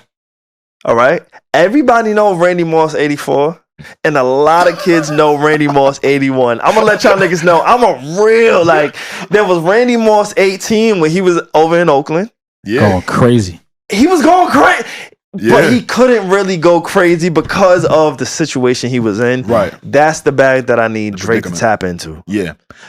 Because this is not the time to think about, reference, or go on vacation, because there is a murderer on your head top. I'm working on The Jinx. On HBO? There's a podcast. But wait, you gotta tell the people what The Jinx is first. Because I have no idea what you just talked about. You can't just do that. Yeah. The Jinx is a series on HBO. We just came out with a podcast. There's a part 2 that came out on HBO or on Max. Right. And it's about a nigga who be catching bodies. He be killing niggas. He be killing niggas in his spare time though. Like, he don't just be killing niggas. Like, he kills niggas and go back to his regular life. That's his hobby. Like, is insane. His hobby is just catching bodies and getting away with it. Like, that is who Kendrick is right now, Drake. And I think you really need to understand who Robert Durst is. You feel what I'm saying? And also, when you say vacation, it makes me think, oh, you really thought everything was gonna be finished with this song right here. Like he wasn't anticipating the back and forth. Or that's bad. Do we? Okay, so he said, "I'm going on vacation now. Hope y'all next time plan it right." Is he trying to act unbothered? Like, Absolutely. Whatever. I'm out, guy. But that did not land because now hindsight is 2020 because we know what happens next. Yeah, we do. But yeah, to say you're on vacation, that didn't land because look what it looks real bad. It looks like you running for real. There's a lot of niggas on vacation right now. A lot. Nah, I heard niggas on vacay. Yeah. But we getting to Bad the spring, timing. summertime. All right. But we, That's you when know, niggas- weather's warming up. Right? And this is the beat for me. This is the verse for This me. is This is the. where I put my cape on, nigga. Hey. The flow. Wait. Sorry. It's the flow. No, wait, hold up. Yo, Cam, turn me up. Wait. That, like, okay. Kendrick does open his Turn me mouth. up. Someone go hand him a Grammy right now. That was funny. I literally wrote it in my notes and I put LOL. Yeah, that shit was funny to me too. Cause he opened his mouth. Somebody get this nigga a Grammy. Get it because he's saying He just went Grammys for opening his mouth. That's how I like my hate. I respect it. That's how I like my hate. That one was funny. That It was funny. good hate. That was some Kendrick opened his good mouth. hate It's like, right oh there. please, Yeah. oh brother, hand him a fucking Grammy. Yeah, we Like, know Drake's relationship with the Grammy and the Yeah. committee and how much he's won, and Kendrick is a Grammy baby. You know, I Get like it that. open his mouth. I like that. The flow, the beat. That nigga Again, opened his mouth. on record, this is. I'm gonna say this. I like Get it that. open I his mouth. wish Okay, I'll stop. this portion of the song, I wish that it was a Started off. standalone. To add to that, Ooh. I wish we would have got this beat the entire time. Yes, I wish. I'm with you. Whatever he did This for the flow? first two verses, the Yeah. first two beat switches, I wish he would have took this. Kendrick is opening his mouth. No. I wish he would have took this and said, you know what? This is another song Yeah. for another day. I don't feel know. like I that's a good point. disagree because like this beat, he's doing what it has to do, and he left it for the end of the song. And in the beginning, the drop. That's one of the few factors that he has for this song. That It the fact that is. it's catchy, it's cool, And it's a play off the last time last the one. time that yeah. he dropped before. So It if he is. didn't have that, then this song. But this is where, and again, none of us know. There's a clip that niggas got in the cut. He seems to reveal some of that clip during this beat change, but I think had he held on to this part and let Kendrick kind of do whatever Kendrick is doing, it may have hit a little bit different. It appears like he exposed his hand. But Right. I feel like Drake is at his best. I Yeah. said this when I talked about Needle, when he's in that song kind Right of in bag. melody kind of yeah. flow. Melodic. Yeah. This has the melodic Yeah. with the bars. And again, this is when I think he's on another planet. I will say this is smoking push-ups to me. Like I'm not mad at that. in a pack. Yeah, it's way better. In a Kendrick- pack. Kendrick just opened his mouth. Get it with him in his mouth. I wanna talk to the man in the house. West Coast niggas do. Oh, real Right quick. there. I'm Yeah. so sorry. No, you good. Everybody understands that bar? Yeah, for sure. I'm going to talk to the man of the house. Yes. Do you get it, Pierre? You Yeah. want to explain real quick? So Kendrick, I forgot what song, but Auntie Diaries. You Auntie can't Diaries. forget what song it is. Yeah. Auntie Diaries. Let's do Kendrick it. has a family member that transitioned. And Auntie Diaries is a song centered around his aunt who quote unquote was a stud. Mhm.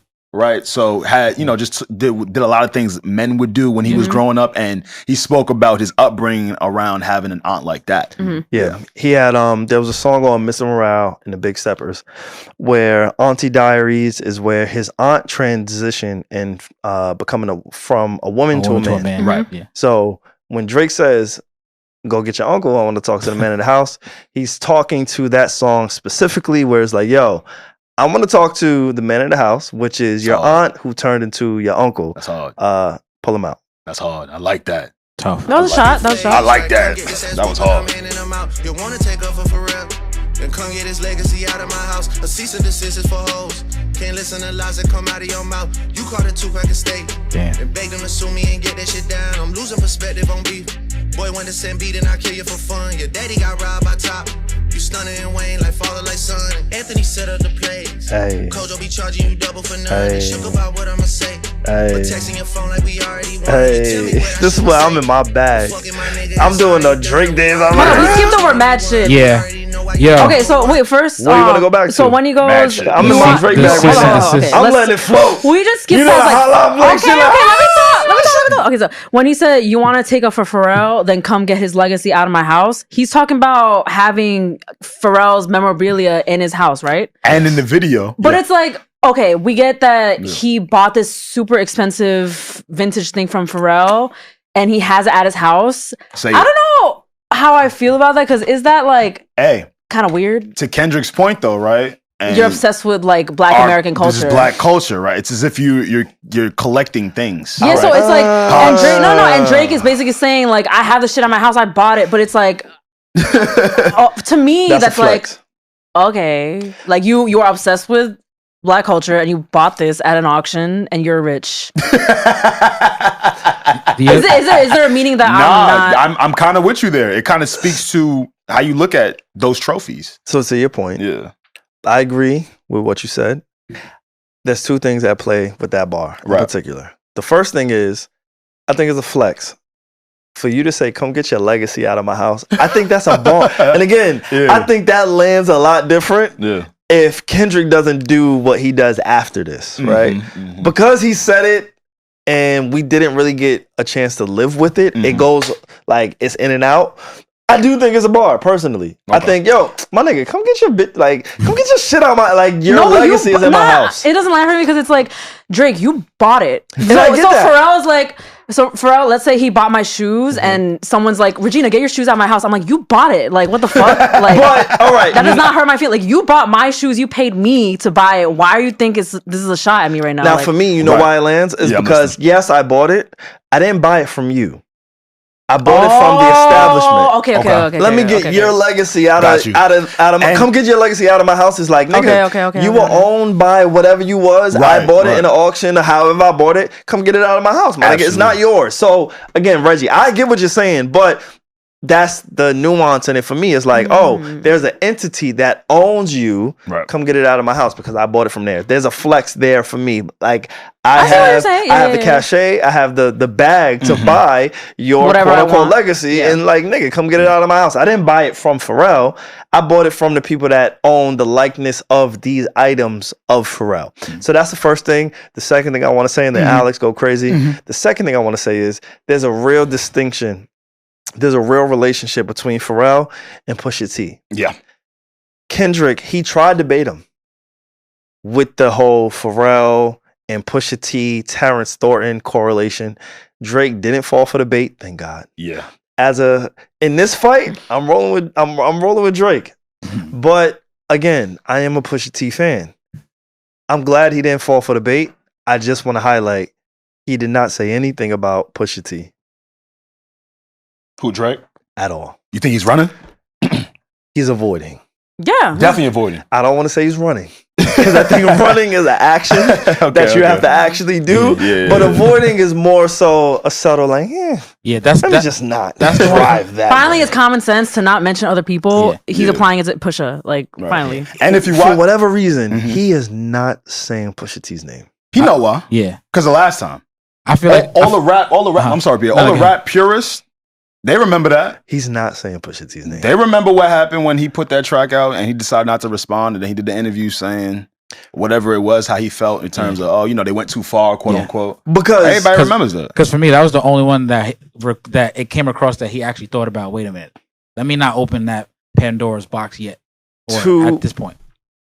To the credit of Pusha T, Pharrell, their relationship, the affiliation, even in a geographic way, Virginia being there, like, that's an easy lane that, like, Kendrick Lamar gave him a layup, gave him an alley-oop on saying Pusha T's name when he mentioned Pharrell, and then right after he mentioned Terrence Thornton, he made it synonymous. Like, he wanted him to do it. He wanted him to do it, and Drake, he said, you know what? I see the landmine.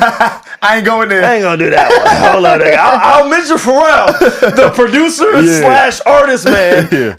I'm not fucking with Terrence Thornton. And if you listen to if you watch the video like how I did on the futon, I love the visuals. It was super creative and super ostentatious, right? And ooh, good word. Thank you. I appreciate it coming from the journalist.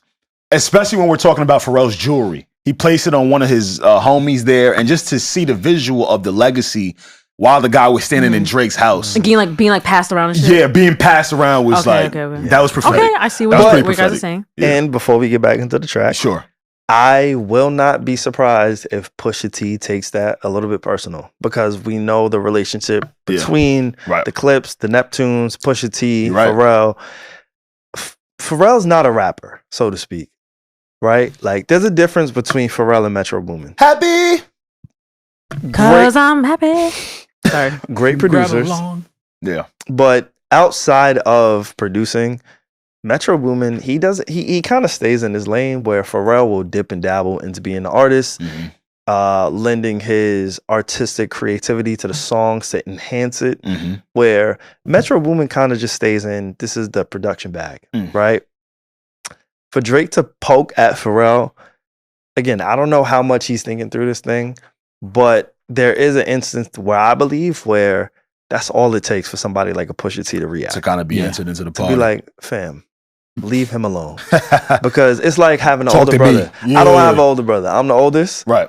But I understand if one of my younger siblings came to me and somebody just poked at him or her, you would feel the need to come in. It's my turn. Right. Even though that's Pharrell, all I need. Even though Pharrell is the big brother in the situation. When I Pusha T. don't like you, I just need a reason. That's it.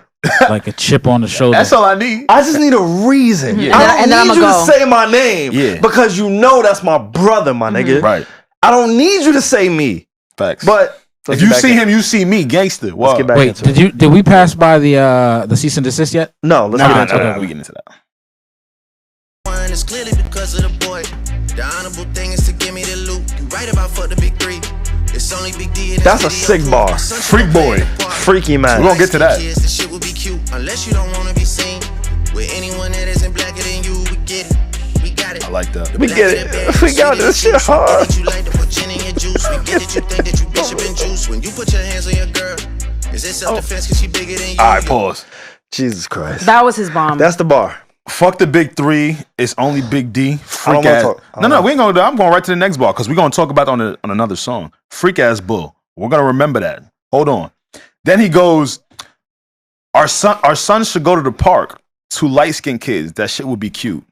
Great way to neutralize. Oh my God. Great way to neutralize the whole narrative. He's like, your son is light skinned too. Yeah, great way to neutralize the narrative Kendrick is trying to push on That shit would be cute. Ooh, that was real good because now you equalize you and him. You put each other on the same playing field now. You're like, oh, well, actually, both our kids light, so what's up? I like that. I like that a lot. So crazy. Like, imagine being a little kid and you're used in a song like this. Poor Adonis. That's hard. We're going to get to it. I like crazy. these niggas. I like these niggas. The bar that we left off on was about him putting his hands, allegedly, on his wife. Yeah. Which, last episode, I said, there's going to be things that I believe for Kendrick and Drake to do, which is crash out. Yeah. This is the first indicator that crashing out is happening. Now, we here? I think a crash out looks different. Crash out Olympics? There's Meek Mill, and then there's this. That crashing out is still happening, even though it looks a little bit different. Just adjacently. It's when somebody is going to sacrifice their reputation, somebody's going to sacrifice their word, their artistry to make a point. Right? Yeah. In this instance, that's what I believe crashing out is to do. When Drake put those type of allegations on a Kendrick Lamar, it's not by happenstance, it's not by chance. Both of these guys work with the machine. Both of these guys are revered in the public space to where if I say you are beating your wife, I understand the implications. I understand the consequences that come with that. Right. And how it could affect Kendrick's career. So now these guys, they've been slap boxing without gloves. I love it. But now they're throwing haymakers. And for me, outside of I think what Kendrick said, all of it was like, damn, nigga, chill. I think a lot of what that he said was, damn, nigga, chill. Yeah. But I think this is the first time where the gloves are coming off. This is the only occurrence where I enjoy, in a rap battle, where I enjoy this type of vitriol being exchanged between people. So real quick, right? Yeah. If we go back up to the top, Drake says a cease and desist is for hoes. Can't listen to lies that come out of your mouth. We didn't get to the cease and desist. Yeah, we did. Give me 1 second. We did? We skipped over it. Yeah. Oh, my fault. So, Metro posted an email that he got from Drake's team, basically trying to put a stop to like that. It was a cease and desist to like that. Yeah. And So this is kind of exposing the fact that even though Drake is saying he didn't send that, this email is indicating that he did. Back is up against the curb. You digging for dirt, should be digging for proof. Why did you move to New York? Is it cause you live in that bachelor life? Proposed in 2015, but don't wanna make her your actual wife. I'm guessing this wedding ain't happening right, cause we know the girls that you actually like. The darkest secrets are coming to light. It's all on Kendrick like white girls. Oh shit. It's alright. It's all making sense. Maybe I'm interracial man. Michael was praying his features would change, so people believe that he's actually Pause white. it. Top will make you do features for change. I'm gonna tell you why all of the marriage stuff doesn't hit for me. Drake, if you were married, you'd be cooking Kendrick right now. Because like if Drake had a happy home. If you had a happy home, it's because of your Playboy-esque bachelor lifestyle is why this is just doing nothing for me personally. Let me put the cape on. Right? Go ahead, throw it on, get it out. He's revealing things that we don't know about Kendrick. What that got? So I get what you're saying. Okay. I agree. But it would hit a little bit different if Drake was like living what he's saying. But at the same time, we don't know anything that Drake's saying about Kendrick. I didn't know him and his wife had marital issues at all. People might have known. Okay. And they also know they got engaged 2015. You know what I'm saying? Mad people knew that shit. Okay. You know what I'm saying? And then saying that they're not actually married. Yeah, like, dog, you're not married. Why are you talking about why another person hasn't gotten married? That would go for any person. Not because it's coming from Drake. But also Drake isn't engaged though. That's what I'm saying, yeah. Yeah, but like he's like, yeah, I'm living my bachelor lifestyle, but you're the one who decided to get engaged and you're still not married. So I see what you're saying. It's like, yo, I like that. You're still single, but Drake is like, I'm not ready to get married. You're the one that proposed. Like, I don't think it's a bad shot. I see what you're getting at. Also, we're not watching the video. In the visuals, allegedly, Drake has the actual engagement ring that Kendrick gave to Whitney. I'm also seeing that it's maybe Pac's ring as well.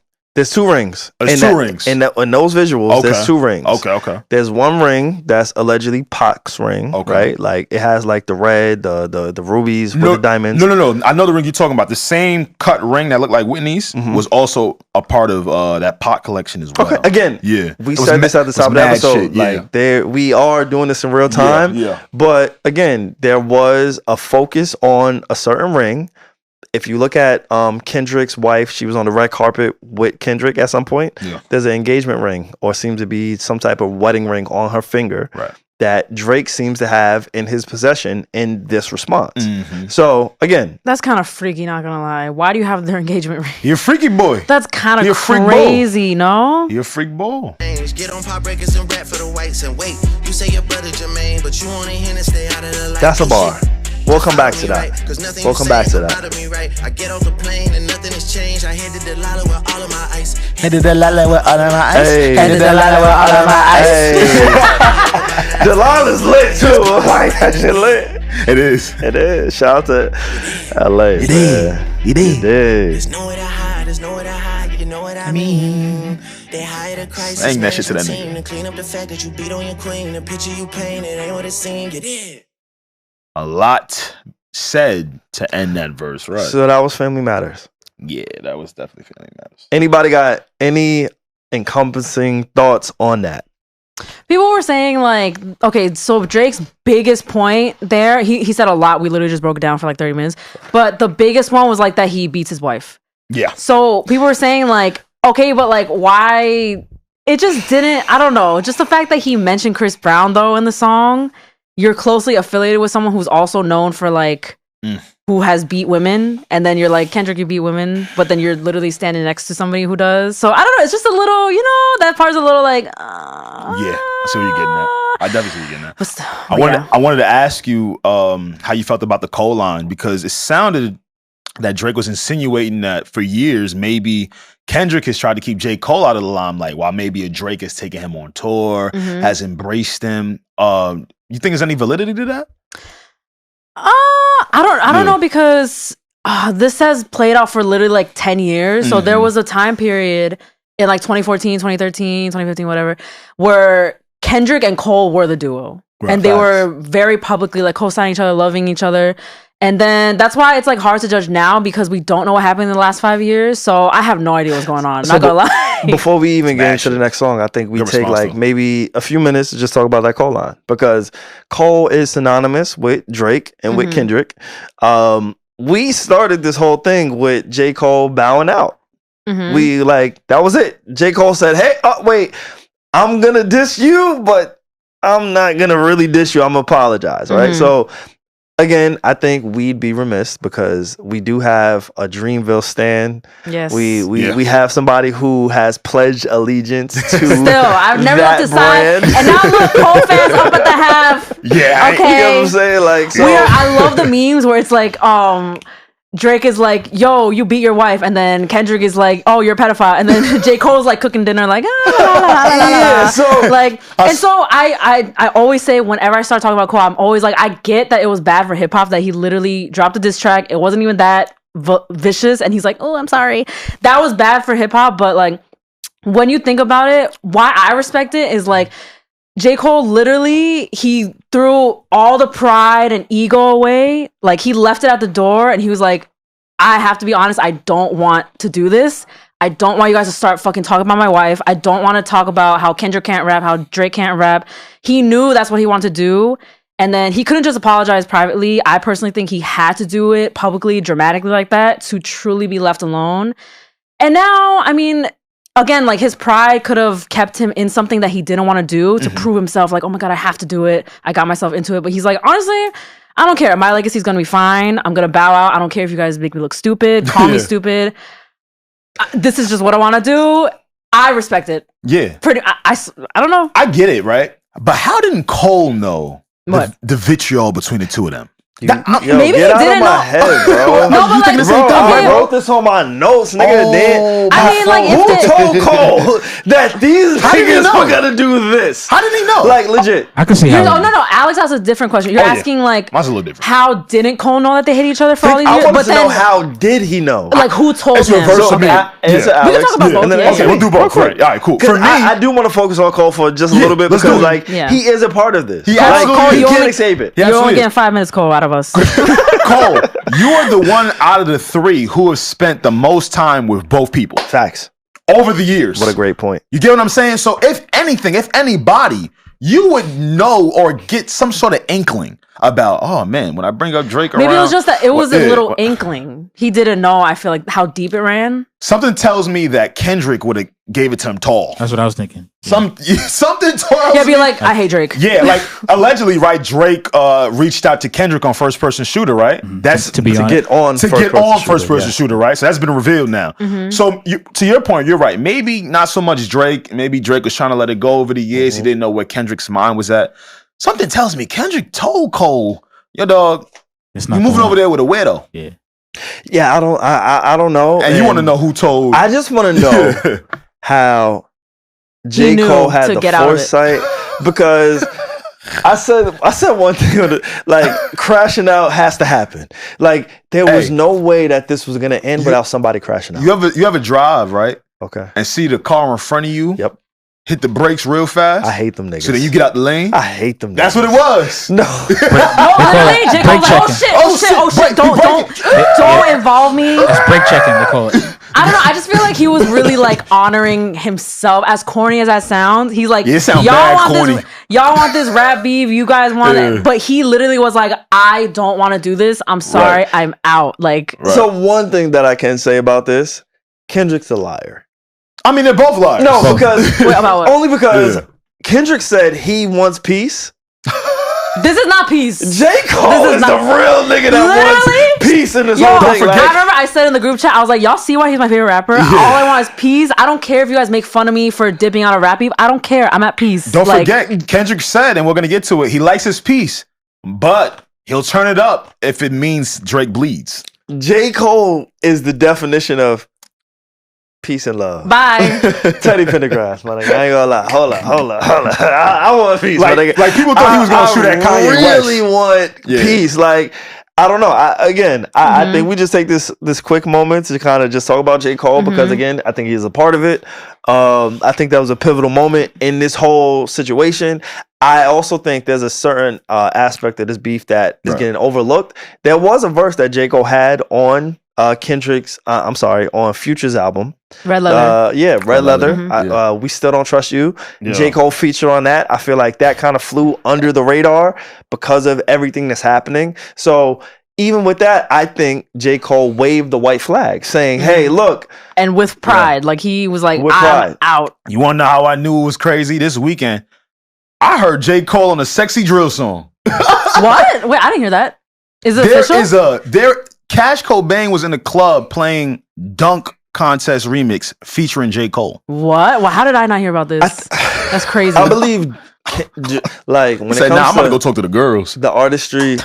Fuck this. I'm out of here. These niggas getting too gangster for me. Where the women at? No, but he really knows who he is because if he knows he's not that tough guy, that is okay with him. And that's why as Cole fans, we don't really care because we knew he wasn't this tough guy. So it's fine. Like, that's fair. Yeah. I'm not mad at that. That's fair. So at the end of it all, when history is made, how to Regi. I'm going to you because I like J. Cole. I got like Dreamville memorabilia. I got like Dreamville like shirts and shit and whatever. But I'm not as invested as Dreamville and J. Cole as you. And I don't want to put you as like the representative for like Dreamville, but just somebody who has been documented as being like invested in this space. How do you feel about J. Cole in the grand scheme of this when all of this has come out? What I like is that he pretty much had confidence in his legacy to do all this. Like, yo, I'm gonna embarrass myself, apologize. But it's fine because I know my career is gonna be fine. I feel like that's why he did it.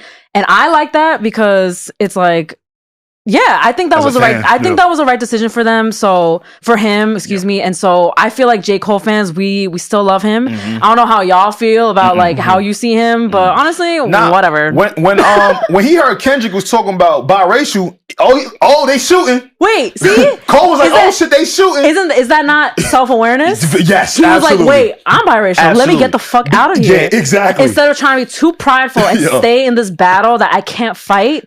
And he left, and people clowning for it. But whatever, he's at his home eating ramen noodles right now with his kids, and no one's bringing up his kids in the battle. Like Drake said, Cole losing sleep over this, not me, or just on this fresh one. And also, how low did you expect J. Cole to get? Exactly, he's not. Shit. He doesn't want to do it. The levels these two niggas going, ain't no way. I love it. Ain't no way he would have.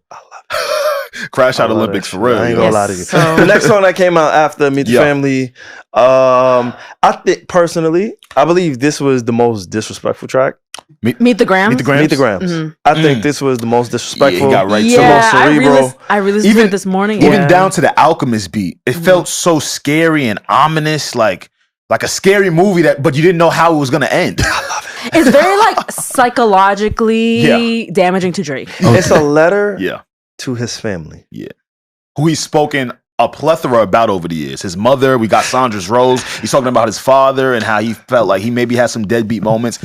He's spoken about his family at length and about Adonis when Pusha T revealed it. Yeah. Even the cover art. Yeah. The cover art had a lot of meaning stuff to it. in it, yeah. Let's get into it.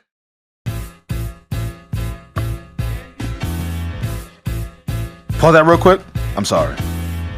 I want us to go into this with the thought of Kendrick probably thinking that he had the drop on Drake, right?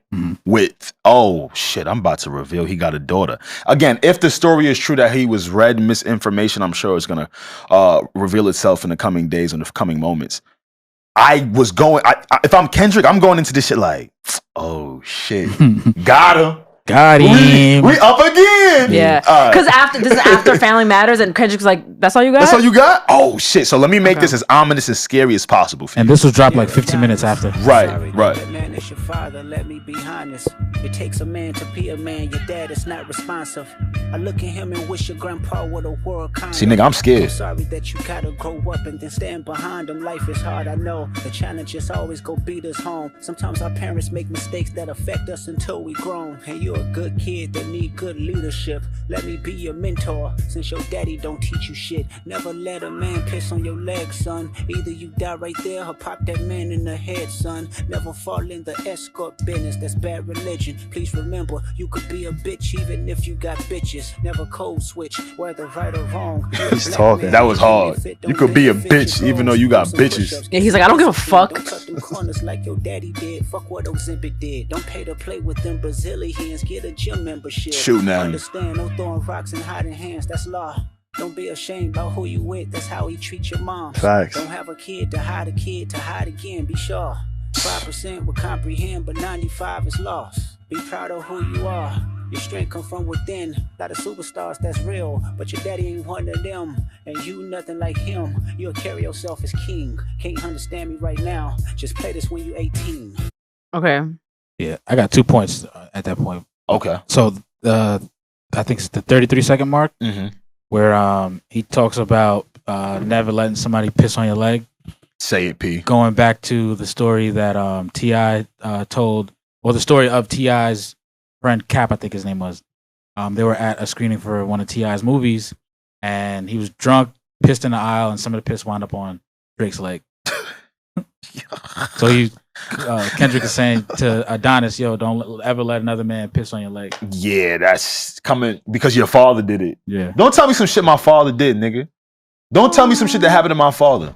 I think that first verse, again, I think this is, if not the most disrespectful, I think it's the most cerebral, because it's picking apart at somebody in a different type of way. I appreciate this. Again, yeah, I told y'all, the beef between Drake and Pusha T, I was a team Pusha T. Yeah, he was so VA. There's a certain aspect of cerebralness that I just appreciate as the core to who I am as a being. Yeah. That is like, it doesn't matter the voice, it doesn't matter the song, it doesn't matter the beat. I think there's a certain level of homework. I think there's a certain level of care that you do when you have an opponent that you respect. And regardless of what you say about Kendrick and Drake, I think there's a lack of, maybe from a front-facing standpoint, Drake doesn't seem to really respect Kendrick in the same way that Kendrick seems to respect Drake when it comes to this arena. Right. Like, you only drop 3-4 diss songs in a week if you respect your opponent. Or if you think he's worthy of your time. That's exactly. Yeah. That's especially from somebody who values their time. Kendrick has shown us he values his time because I don't need to drop every year, every 2 years, every 3 years. Right. I value my time because I'm going to give you what it is that you want or what it is that I want you to have when I'm ready. So for him to do this in a short amount of time, I think that just shows us as consumers, oh, I respect this guy. Also, real quick, thank you. You mentioned something about the beat. I saw a lot of people complaining about the beat. Again, real quick, this is going to be in and out, SaVon, so you don't even have to worry. Let's do it. If you don't want to hear Alchemist beats in a rap battle, respectfully, I promise you, I mean this with no disrespect. Let's talk about your favorite cooking show. Tell me the book you've been reading. Okay, like this is hip hop. This is hip hop. Yeah. I know a lot of y'all are new here maybe and confused. I want to hear Alchemist in a rap beef. Yeah. Okay, I'm not expecting to wind upon a gal in a rap beef. If it happens, I'm happy. But I'm not whining upon gal. If it happens, I'm happy. If it happens, I'm happy. I'm not whining upon gal in rap beef. I want this shit to get scary. This is verse 2. He talks to Drake's parents. Dear Sandra, oh my God. habits, I hope you don't undermine them, especially with all the girls that's hurt inside this climate. You're a woman, so you know how it feels to be in alignment. When get up! When a man can see you and not be blinded. Dear Dennis, they don't knock rock out. Meek. Don't talk to my mom, yo. More paper and more paper and more paper. Damn. Real quick, I just think that was hip hop. Like when I listened to that back, the cadence, the cadence. More paper, like that's just me saying, like, nigga, I'm really him. And again, I got my cape in the locker. I'm not gonna lie to you. Drake, get up! Get up! The man that liked to play victim. You raised a horrible fucking person. The nerve. That's crazy to tell somebody. I'm about to say is heavy. Now listen. I don't like that. Hey, Your son's a sick man. With sick thoughts. I can't. Oh my god, this Reggie is gets scared. definitely the most like disrespectful OP, song for out of the sure. battle because you're telling somebody's mom, like speaking to someone's mom, that she raised a piece of shit son. Like that is so fucking disrespectful. Like The angle to take on. I'm is so sorry, that crazy. really hurts. Like I don't know why I'm hurt right now because I mean, my parents raised a great person, so I don't know why I'm like offended. Like I feel it right now. Like, And a lot of us are kind of see Drake made us comfortable with the names of his parents, right? We've heard. he said, "Dear Sandra." Yeah. Dear Sandra Sandra's Rose. Rose. I got an ex. Her mom is named Sandra. My so that sister's hurt. name is Sandra. We're like, SaVon, why are that you? hurt? Why are you That's bringing up your your ex? Yeah, I hurt. Because like, why you say that name, nigga? Call her Sandy, nigga. What the fuck? But That's I your get ex. it. I get it. Right.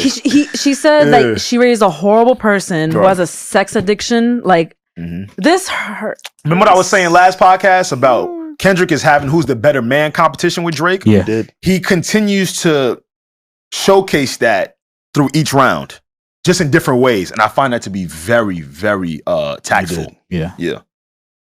Weinstein should get fucked up in a cell for the rest of their life. Oh, shit. He hates black women, hypersexualize them with kinks of an info fetish. Grew facial hair because he understood being the beard just fit him better. Tough. He got sex offenders on Hovio that he keep on a monthly allowance. Hovio. That's the first reference to Hovio. Around him. And we gotta raise our daughters knowing there's predators like him lurking. Fuck a rap battle, he should die so all of these women can live with a purpose. I've been in this industry 12 Nigga. years. I'ma tell y'all one little secret. There's some weird shit going on and some He of these talking guys to be him, here bro. police it. They be streamlining victims all inside of their home and calling them tender. Then leak videos of themselves to further push their Pause agendas. it. To any I told you just 30 minutes ago, we was going to get back to that freak bull line that Drake said. He said the big three is just me and my big D. Wow, I don't know when Kendrick heard this, but the moment he did, he negated it so perfectly. What'd he say, SaVon?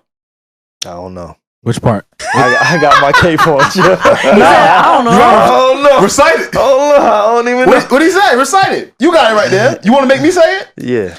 Yo. Because I ain't got it in me to do that, bro. They leak videos of themselves to further push the agenda. But you gotta when understand. Drake's Leaked dick it. video drop. Oh. But So for you to call your big D the big three. And then Kendrick's like, you leaked that video of yourself. Oh man, to further push your agenda, whatever nasty freak bullshit you on. This is sick. This is some sick shit. But going you on. know what it's like. But why Drake put his dick in the big But three? you though? know what it's like. Sometimes you gotta just show it off. Like Sometimes you just gotta put on the SaVon, table. please do when I not came ever out- leak a video of your dick. when that joint first came out, remember I was defending son, cause I'm like, damn, you can't He just send the ain't do hammer out no more. You feel me? Nah, 'Cause he wild out. like if you know what I'm saying, if somebody leak your hammer, That's tough. I feel bad. Meat rocket is crazy. Yo, Meet Rocket to the docket. Any woman that be playing this music, know that you're playing your sister. Or better yet, selling your niece. To the weirdos, not the good ones. Cat Williams, I give you the truth, so I'ma get mines. The embassy about to This get part ready is to crazy. It's only a matter of time. Hey, Lil Bron, keep the family away. Hey, Curry, keep the family Get away. up! Body that embody the love Get of Jesus. up! Keep the family away. They looking at you too if you're standing by him. keep the family away. I'm looking to shoot through any pervert that lives. Keep the family safe. This is like you you can came on? call this nigga a pedophile and all type of shit the whole time, but now like you bringing LeBron in. Like we know Drake fuck with LeBron. We think I don't know. The thing is with Drake now, I don't know who hates you. Yeah.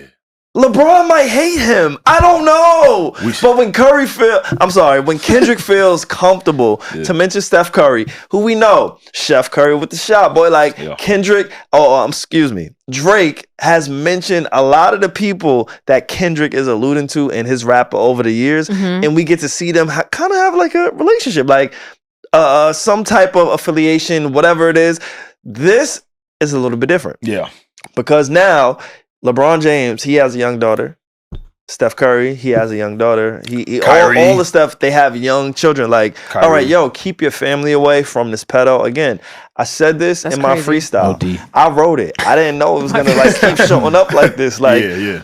And the comparisons to R. Kelly, Yes. it's like keep the family away. Yes. And the importance of just crazy. creating narratives. Facts. Think about it. Now as a casual fan, or a fan that hates Drake, loves Drake, when you see these people with said person, it makes you think about these lines. And for people that are just coming into it. Even if it's false, even if it's wrong, I loved how Kendrick has put his flag in the soil and continued to control the narrative and not sway. He's not wavering. He's not wavering it because after all this is said and done, these jokes aren't going anywhere. Yeah, for sure. Especially because I know I'm skipping ahead. I'm sorry, but I just have to slide it in right now. On Not Like Us, he also says like he also says something like Drake. If Drake is around, hide your daughters. So that narrative is really gonna stick, like Alex is saying. Sure. Even if it's true or not. That's a shitty thing to be known for. It is, and to be joked on for. Yeah. So what I want to do constantly I want to play this next verse. Yeah, because this next verse for me is very important in this battle.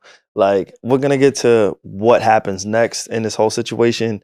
I think being able to prove what each rapper is saying is going to allow somebody to say, hey, I am the victor, right? So this next verse is when Kendrick, he starts with Baby Girl, talking to, allegedly, Drake's daughter.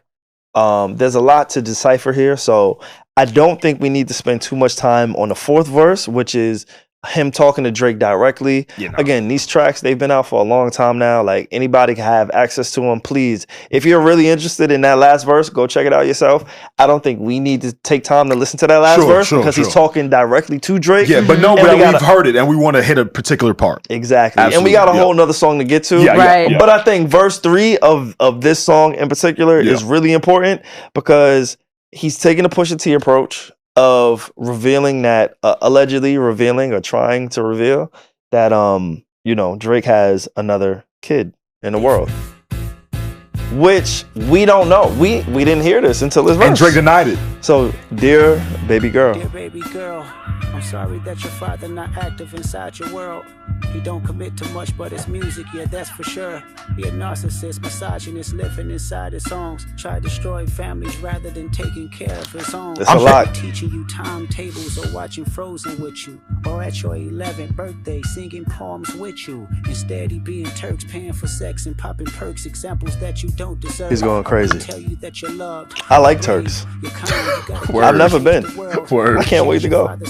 Cause our children is the future, but he lives inside confusion. Money's always been illusion, but that's the life he's used to. His father probably didn't claim him neither. History do repeat. He's talking to his parents again. Don't need a reason, but I would like to say it's not your fault that he's hiding another child. Give him grace. This the reason I made Mr. Morale. What a bar. So babies like you can cope later. Give you some confidence to go through something. It's hope later. I never want to hear you chasing man, cause it's felt behavior. Sitting in the club with sugar daddies for validation. You need to know that love is eternity and trumps all pain. I tell you who your father is, just play this song when it rains. Yes, he's a hit maker, songwriter, superstar, right? And a fucking dead beat that should never say more life. Meet the By this part, I'm in the fetal position, dark basement, as if he was talking about me. Facts. The dark room.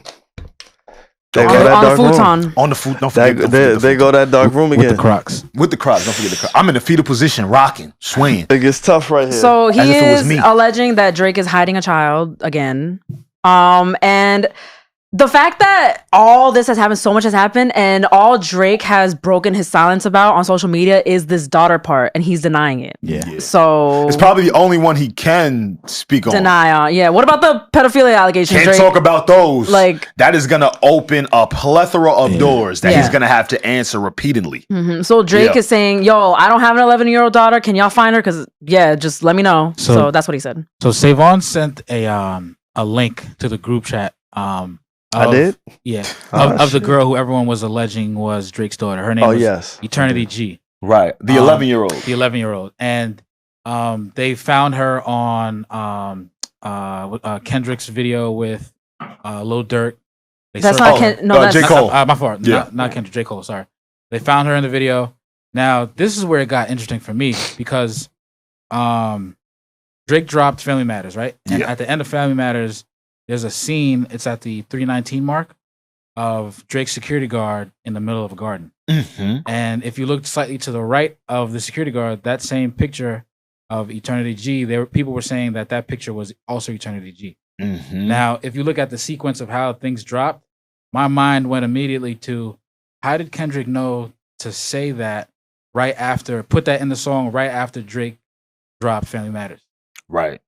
You know what I mean? It was as if like he was. Like You're somebody insinuating fed he him was fed the info. info. Yeah. Yeah. I see what you're saying. Oh, okay. But I don't know about the whole. If that is there any other proof? Like, what is the proof that Eternity Joy is the daughter? On Instagram, her name literally says on her bio Eternity G.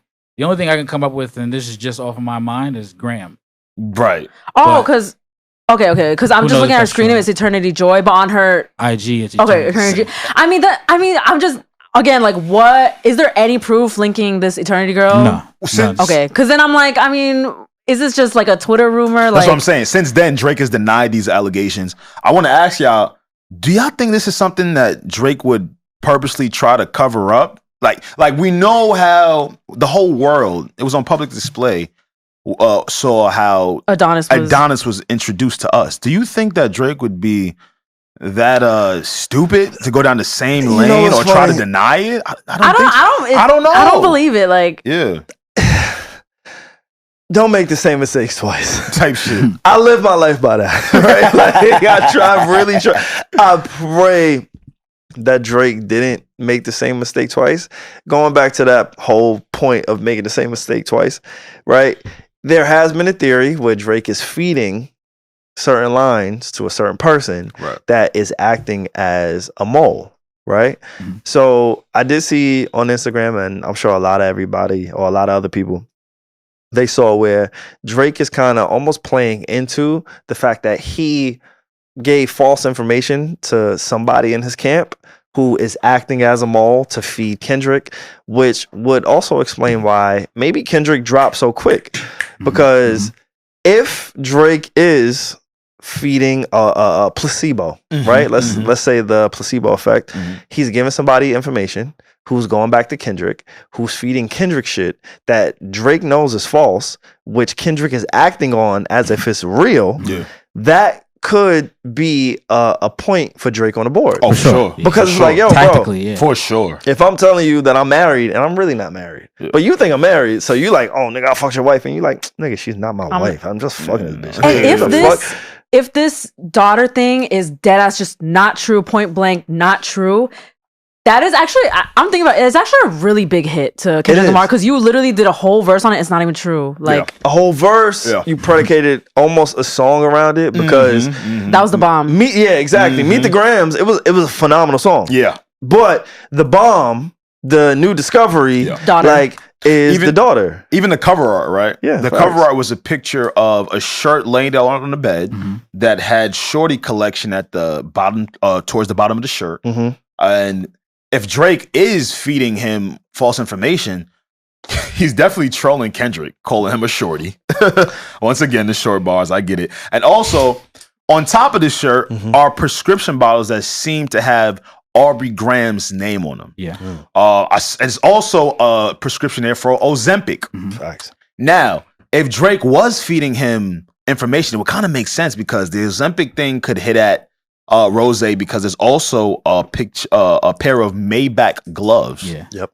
Along with the Ozempic, along with the other prescription bottles. The other prescription was for insomnia. Insomnia for sleeping. The actual name of it was called Zolpin Terate. Right. We all got that though. So I can't insomnia? sleep either. Yeah. I thought one of them shits was a perk. No. I had to look that shit up.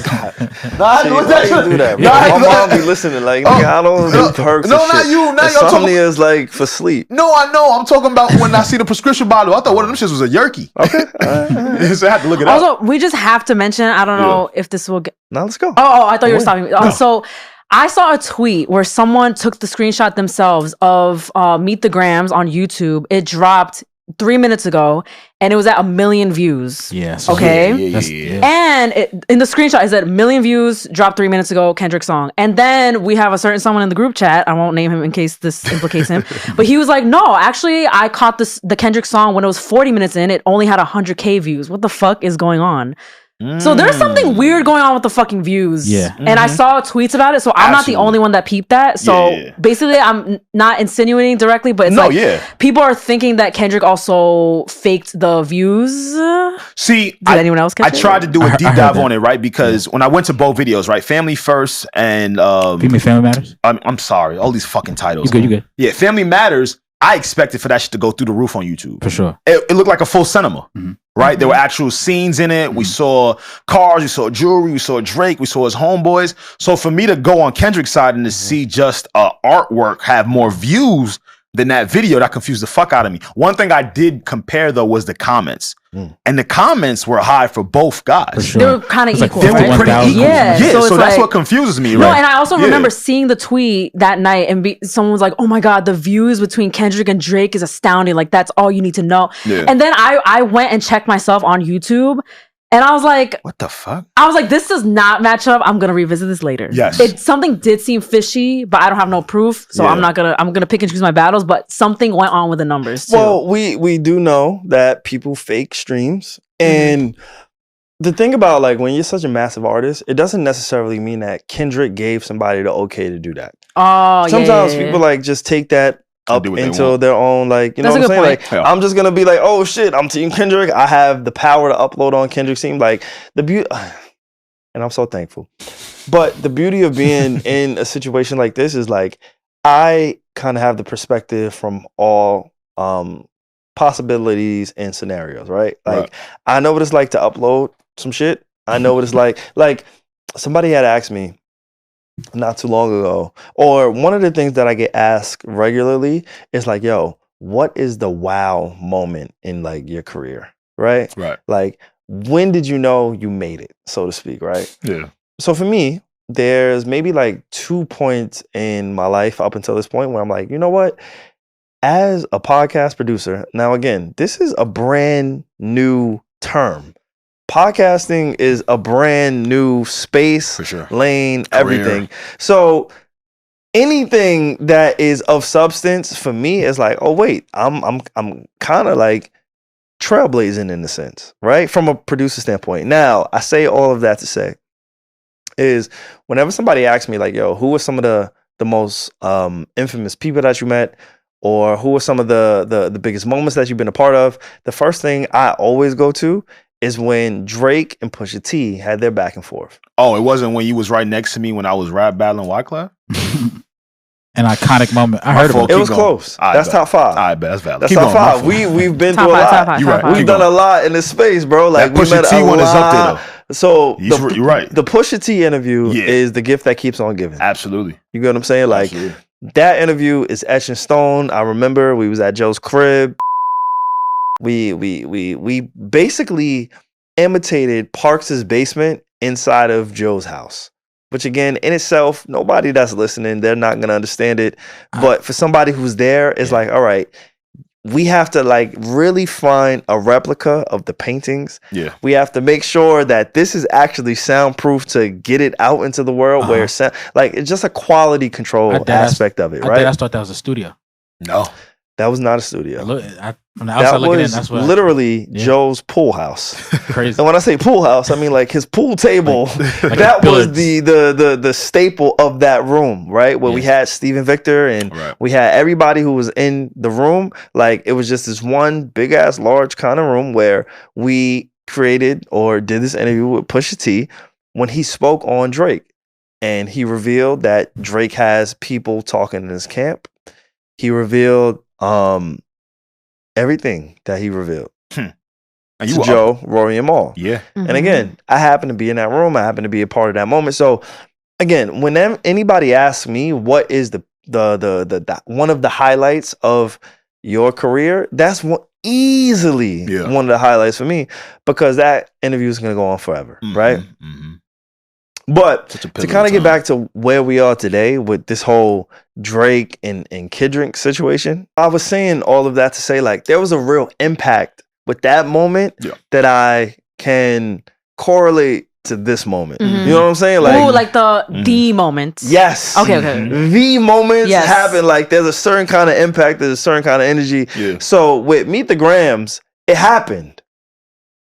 But then there's like Like the There's a part 2. Is it true? Alex, I don't like this. I hate this nigga. Whoa. Because he understands, like, this is a little bit different. I see dead people. Oh, let's go. This is why I was. We outside, nigga. What's up? Hold Period. Who? Mustard on the beat. SaVon here dancing. Free throw, man down. Call her Amber Lambs. Tell him breathe, bro. Another nigga to the cross. He walk around like Tizo. What's up with these jabroni ass niggas trying to see Compton? The industry can hit me. Do we pause it? I don't know. Nah, let it rock. Let it go. Let go. Pass on this body. I'm John Stockton. Oh, Bob. For everybody that wanted to dance for this, here we go. Sometimes you gotta pop out and show niggas. Certified boogeyman, I'm the one that up the score with him. Hey. Down whole time, I know he got some hoe in him. Hold on him, extort shit, bully the flow on him. Say Drake, I Hear you like I'm young. He Oh talk to shit. him. I never go to cell Block 1. Ah, shit. Any bitch that talk to him and they in love, just make sure you hide your little sister from him. What the fuck? I'm Damn. sorry. Everybody get down. They shooting. Get up. Get down. Get down. Get up. Okay, I think by our reactions, down. I gotta chill. it's clear that like Let me get the okay, cape.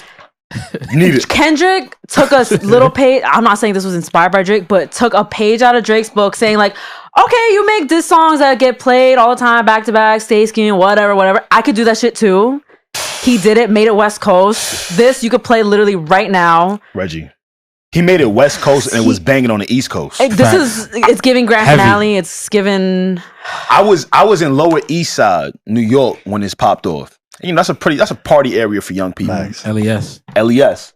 I want y'all to know this song all the way on the East Coast is being banged all throughout LES, bro. Yeah. I can't imagine what it's doing in LA Banged. right now. I cannot He imagine. done brought the gangsters back to back. Yeah. And Atlanta. We'll get to that later. He done unified the gangsters. The Bloods, the Crips, Everybody. the GD, all these It's about to be niggas. set All tripping. these niggas. Yo, Cause niggas about to crip walk to this Kings, shit. nigga, God damn. that's all I was seeing on my timeline. Just crip walking. Everybody Yo, just getting it. It was crazy. I do want to give a special shout out because I do have some friends that's in LA. See, this is the beautiful thing about traveling. Right. You kind of get a feel for every Ari. I want to shout out to Ari. Shout out to Ari. What up? Ari is the friend in the group. First off, she's West Coast through and through. To the death of this. I have a death. friend like that. Shout out to SaVon. She Shout out is to West SaVon. Coast. Shout out to SaVon, name twin. Every time I see it, shout out to her. SaVon, Hey, SaVon. But I love LA bitches. I love them. Ari, I as soon as I heard this, I text my friend Ari who lives in LA because she's really, really LA. Yeah. Like the beat, the cadence, all of this that's going on. As soon as I heard it, I thought about her. And I said, holy fuck, we're in trouble. You know you had to deal with This her. shit is undeniable. But when I said Undeniable. I was like, the cape is away at this point. Oh, you're not talking from the OVO side? This is a cultural, Oh shit, an East Coast cultural standpoint. Yeah. This instrumental, Yeah. the music, this is not us. The, and it's the okay to energy say of that. it. Yeah. It's okay. Okay. I'm Yeah. so happy That's to all say right. it. Ain't no problem. Ain't no Yeah. problem. This is West Coast to a T. And coming off of how we were just speaking about, damn, were you fed misinformation? Did you lie about him having a daughter? Realizing you had to double down and double back in a timely fashion. Y'all, he dropped this for those of you He who forget. distracted us. Drake had dropped and he dropped it on the same exact day. They even let that motherfucker No, breathe. he dropped this on Oh, I'm sorry. Saturday night. The next day. day. The next day. That was He a dropped fourth. this one the Yeah. next day. So he's like, May you 4th. know what? Y'all said I'm lying about the daughter. Okay, doubling back with a hit since y'all want to Yeah. dance for disses. Yeah. I like when he says sometimes you just gotta pop up and show them, because Kendrick is basically like, did you guys Recluse. forget I actually can make hits? Yeah. Like I can rap and I can make hits. Yeah. Let me remind you guys. And this song did it for me. I think like this is my favorite song. I saw there's something on Yeah. Twitter going around where people are ranking like from top to bottom which songs. Yeah. Not Like Us for me is the best song out of this whole For sure. beef. It was everything I was waiting for. It had the haymakers. It had like, it was funny. bop. It was catchy. Yeah. It was, Yes. we didn't even get through it. I'm And- sorry, but they just had me so fucking Ain't gonna lie, excited. it's Like, hard right now. And the over streamers at this point, a bunch of the streamers were saying that Kendrick doesn't make club bangers. He Right. just makes moments. Right. Now, So this is a club banger. now they're forced to dance. Super club. You get over there like you sweating. It's hard. he does look a little uncomfortable. He's Right. fidgeting. He's fidgeting. because the Need some water? shit is undeniable. Crazy. Drake, you gotta deal with this, bro. You have to go. Hey, mustard go on the beat, how? Just go in a dark room. Lock in. Just go in the dark room, bro. Yo, he's like, You get what I'm saying? And then real quick, before we like get back into the song, I have not heard Mustard on that beat since I was like 23.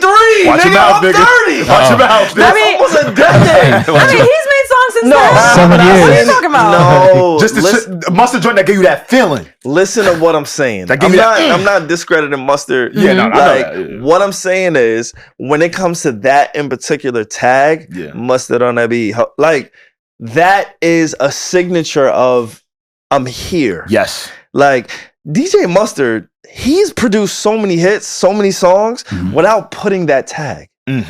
Right? Like, I just want to go to the Rihanna song. He's produced for Rihanna on her last album. He didn't make it known.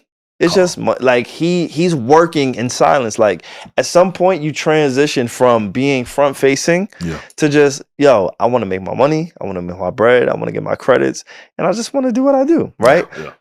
For him to purposely insert his tag on this song is a message. He's like, by the way, I did this shit. And he said it. He said he could never turn his back on his home.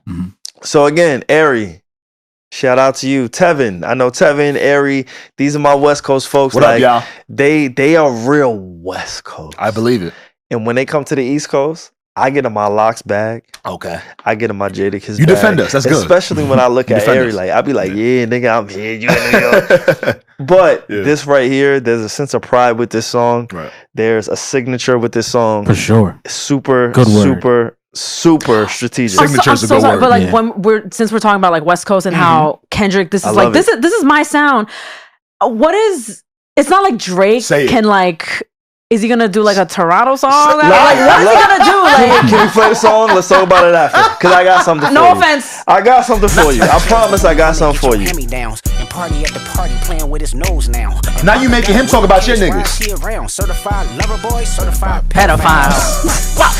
He made pedophile sound hard. Certified pedophile. What the fuck? I told you that nigga was sick in the head. Stop fucking up. I'ma do my stuff. Why you trolling like a bitch? Ain't you tired? Trying to strike a chord and it's probably A minor. Yo, don't sing that shit in my ear, bro. That shit made me feel. Also, it's kind of sick because I'm sorry, I take that back because A minor, strike a chord, A minor. He means like a minor, like a minor girl. I'm sorry. So I'm sorry. What the fuck? This went over everyone's head too, right? So in music theory, right? I think if you're in the key of C, A minor is the sixth chord. They're adjacent. Or the sixth. They call it the sixth. So it's 1, 2, 3, 4, 5, 6. Sixes are minors. So A minor and then 6. Yes. You're so talking. 6 guard. It made me almost delete every beat I had in A minor. Yeah. You gotta do it now. I got to. I can't do it. A minor is crazy. They not like us. They not like us. Hey, they not like separate us. himself. Hey. Separate himself. They not like us. Okay, they not like They not us. like Separating us. Drake. Okay. You think the Bay gon' let you disrespect Pop, nigga? I think that Oakland show gon' be Yo, your let's last stop. nigga. They cold foul. I don't know why you still pretending. What is the owl? Bird niggas and bird bitches. That's crazy. See, it's funny. Like it's like He playing Drake's game. yo, Yeah. he said that the owl is for bird bitches. Like Bird niggas. Yo, deep. that's funny. That's funny. So That's deep. funny. That's so deep. That's so deep. Yo, the ultimate troll. Hey, Like, Drake, they're not slow. Rabbit hole is still deep. I can go further, I promise. Ain't that something? P-Rest, that's for bitchin'. You Malibu most wanted. Ain't no love boy, you ball boy. Fresh Gatorade or something. What a nigga. Since 2009, I had this bitch jumping. You niggas will get a wedgie. Be flipped over your boxes or over your foe. The other vaginal options. Pussy. oh my god. This is undeniable. Oh my god. If you are sitting at home saying this is whack, This is a good song. Come on, maybe like you just don't enjoy rap music like you my thought you God. did. This is undeniable right here. OVO, other vaginal option. Oh and my by that God. he meant pussy. The other pussy? No. Oh my god. No, don't say that. He meant that? Hold on. Push, got favorites all up in content. Might write this for the doctor. Tell a pop star quit hiding. Fuck a caption, won't action. No accident, I'm hands on. He fuck around, get polished. Fucked on Wayne Grow, he was in jail. That's conniving. SaVon said it a couple weeks ago. Then he get his face tatted like a bitch apologizing. I said it a few weeks ago. Your face was like, oh shit. Because I promise y'all, and I'm not gonna stay too long on us, but I remember in 2000 whatever Yeah. years ago I remember when Wayne was at Rikers Island. Y'all from New York, so y'all know what it is too. Rikers Island is terrible. So when Wayne got locked up, Wayne was the biggest artist in the world, rapper in the world. He self-proclaimed best rapper alive. That was Wayne's staple, right? So Wayne being at Rikers Island, that's a big deal. Again, I don't know who y'all know, what y'all know, but people talk. So if you got friends that happen to be locked up, if you have parents who happen to work on Rikers, whatever the case may be, it's very easy to have access to somebody that's on Rikers Island. I remember how much Lil Wayne hated being on Rikers Island, not just from a personal standpoint, but even from the fact that, again, Lil Wayne will never come back to New York. Never. And he said it before. He said it. Not only has he said it, but he's proven it. He just went on tour with Drake. They went to the Prudential Center. Yeah, going to Jersey. The Prudential Center is the closest thing to New York City that we got as New Yorkers because it's in New Jersey. He won't go to Madison Square Garden. He won't go to Nassau Coliseum.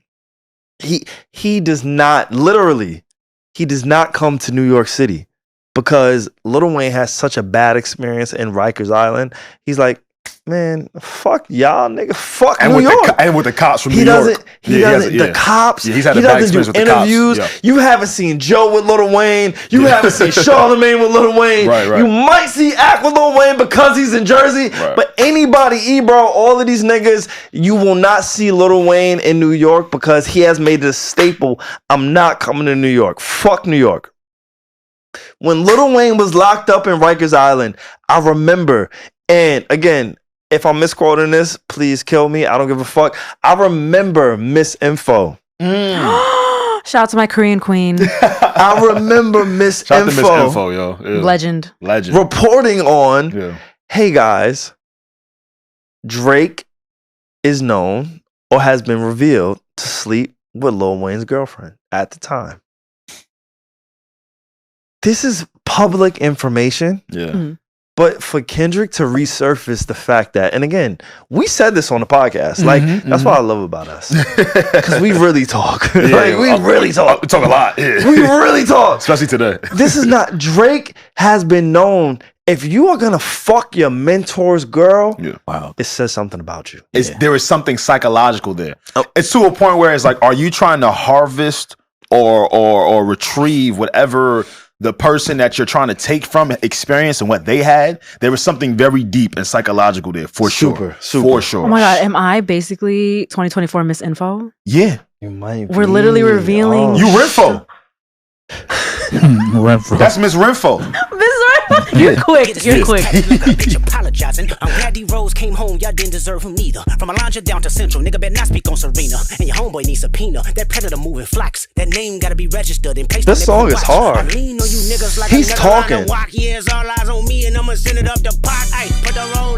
Can we talk about how he's talking about sex offenders around Drake? And if you look at the cover work, it's a picture of the embassy, which is Drake's house, and sexual offender pins all over the house. With the whole Addy.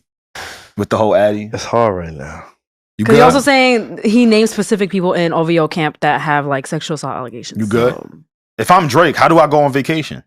I wanna get them dropped, sweet chin music, and I won't pass the ox. How many stocks do I really have in stock? 1, 2, 3, 4, 5 plus 5. Devil is a lie, here's 69 God. Freaky ass niggas need to stay their ass inside. Roll their ass up like a fresh pack of city is back up, it's a must, we outside. Yo, this verse about Atlanta, no, was about to come up. Oh my God, let's hit this first. Let's go. Funny. Let's talk. You sure? No. Pause. I don't want to miss nothing. It's the chorus. Funny how he brought up Drake, Kendrick's shoe size at size 7 shoe. He said, guess what, man? I got enough size 7 shoes in stock, meaning diss tracks, for this to never end. He said, yo, 1, 2, 3. How many size 7s I got in stock? 1, 2, 3, 4, 5, 6, 7. I got mad at these 7s in stock. If niggas want some more smoke. All right, go. That's tough. Once upon a time, all of us was in chains. Homie still double down, calling us some slaves. Atlanta was the mecca, building railroads and trains. Bear with me for a second, let me put y'all on game. Settle us with shoes in town, folk to make them richer. Fast forward, 2024, you got the same agenda. You run to Atlanta when you need a check balance. Let me break it down for you. This the real nigga challenge. You caught Future when you didn't see the club. Surgery. All right. He's surgery. Who wants to go first? This is my favorite verse out of. I don't know why this is my favorite verse out of the whole battle. Everything. This is surgery. Because he really did that. Tell me why it's your favorite verse. Please wait, tell me why it's your Why is this your favorite verse? Well, I mean, not over like me personally, because I have a lot of friends from Atlanta. I went to Syracuse and there was a lot of Atlanta people that came. Okay. So to see them all turned up on the timeline, like, and they're very prideful. And I feel like I like this because Kendrick is from LA, but he's also bringing another city on his side. And he's like, yo, you just go to Atlanta just to get some fucking clout. And like, I feel like it really must hurt knowing that, well, it seems like Drake is losing his Atlanta alliance. And that hurts. Like, he's losing all the people he has. Oh my God. This hurts. No? Now we gotta see what Thugger 21, feels. Future. Yeah. Wait, did he lose 21? No, right? He said everybody. He bigged up 21. Everybody. He said me and 21 was swimming through. Okay, maybe he didn't lose 21, but we Lil Baby, everybody. Yeah. No, yeah. Fuck, I'm fucked up. If you want me to, I'll play it. Play that shit. Just play that shit. Lil Baby help you get your lingo up. What 21 get you for street cred. Thug make you feel like you a slime in your head. Like what Quavo said you can be from Northside. What 2 Chainz say you good but he lied. You run to Atlanta when you need a few dollars. No, you not a colleague, you a fucking colonizer. Drake, you should have known you was gonna pay for what you said about Free the Slaves. As funny as it was, and as much as I liked it when I first originally heard it. See, if you was battling Meek Mill, or you just battling anyone, you are dealing with a historian. He took it back to be like, actually, this is the history of Atlanta. So you made light of freeing the slaves. He made light of it and also schools you. Mm-hmm. And be like, yo, you're taking advantage of with the people that you deal with. Yeah. Mm-hmm. Why did he say he rapping like he's trying to free the slaves? He lined himself up for that. It's hard right now. Tried to bother himself. He walked right into it. Right now. I'm not gonna lie to you. It's hard. Out of everything that we've covered today, yes, that's the one verse that I feel like we gotta run that back. Yeah, we do. Run it back. And it's at the end. He said it was God's plan to show that you the liar. Mm-hmm. Because just listen to it straight through. Let me put y'all on game. The settlers was using town folk to make them richer. Fast forward 2024, you got the same agenda. You run to Atlanta when you need a check balance. Let me break it down for you. This the real nigga challenge. You caught Future when you didn't see the club. Like what? Lil Baby help you get your lingo up. What? 21 get your first street cred. Thug make you feel like you a slime in your head. Like what? Quavo said you can be from Northside. What? 2 Chainz say you good but he lied. You run to Atlanta when you need a few dollars. No, you not a colleague. You're a fucking colonizer. The family matter and the truth for the matter. Here was God's plan to show y'all the liar. Pause that. The family matter and the truth of the matter, it was God's plan. So he uses 2 of Drake's songs to end that verse. OD. It was masterful. Moving tactful. I got you, SaVon. Do you concede? What the fuck? Crash out Olympics. Welcome to the Crash Out Olympics. This is what you get. Bro. We found it. We here. We're here. That chose violence. I will say, I hate to ruin the mood, but it's like, okay, he's basically saying he went to Atlanta just to benefit off of it. I will not shoot Drake Bell, but Drake did do things for Atlanta artists. He definitely did. He did. He helped them out. Let me ask you a question though, Reggie, right? Atlanta, for the most part, people have tried to mimic over the years, right? And when I say people, I mean artists. Even New York artists were trying to mimic what Atlanta sounded like. Yeah. Like people the trap, So I say that to answer your question. He definitely did give some offerings to the Atlanta community, but Atlanta is so Atlanta by themselves that they're the gift in themselves. And he knows that. Amen. I'm gonna be honest. He knows that. Shout out to my Atlanta folks. Shout out to I love that. I'm gonna move out there. People from Atlanta and the Asians, we won this battle. Thank you. I'm gonna move out there. Shout out to Sandy Springs. He brought you can't move. That was back in the day. That was back in the day. That was back before we even started this. You remember I was over there. Yeah. We probably kidnapped you. Yeah, film movie shit with them niggas T.I. and them niggas. Real money shit. I know. It's so stupid. Filming movies and shit. Yeah, I was crazy. But just going back to the top of the track, like the first thing I want to acknowledge, because going back to our theme, the thematic like kind of thing that we're doing on this podcast, is where were we and how do we feel? The first thing that I felt was like he got mustered out of retirement. Mustard did not SaVon, he ain't retire. Came back outside. Mustard has been active. Back outside. Just because you didn't hear it? I'm giving Drake a point, goddamn it. Drake got Mustard out of retirement, goddamn it. Kendrick got him out of retirement, but Mustard on that. No, I didn't realize how many people didn't fuck with Drake. But you know what though? To your point, I do think I really didn't. I want to add to that because I remember when Mustard had a song with Tinashe. I love to get on. I love to get too on. Oh, thank God we rapped to start. That was bad. That's a Mustard. Mad off key. We was off key. Thank God we was rapping to start. We was in the key of H. That's a Mustard beat. Drake did a remix to that song, right? I don't know the feelings behind that. But again, I'm just trying to document what it is that everybody has done during this time.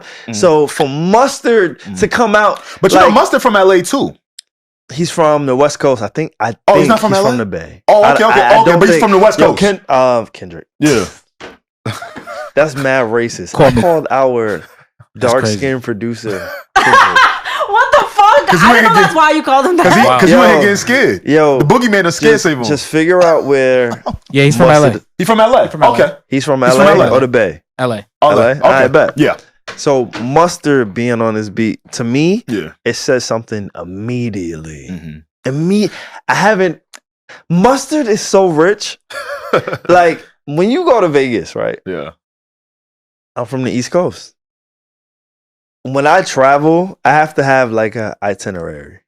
I don't just get like, maybe not just being like from the East Coast, nigga. Like I'm not rich. Like, I'm still trying to figure it out. Trying to figure it out here. So I need itinerary. So when I go to Vegas, I have a slate of things that I could potentially do.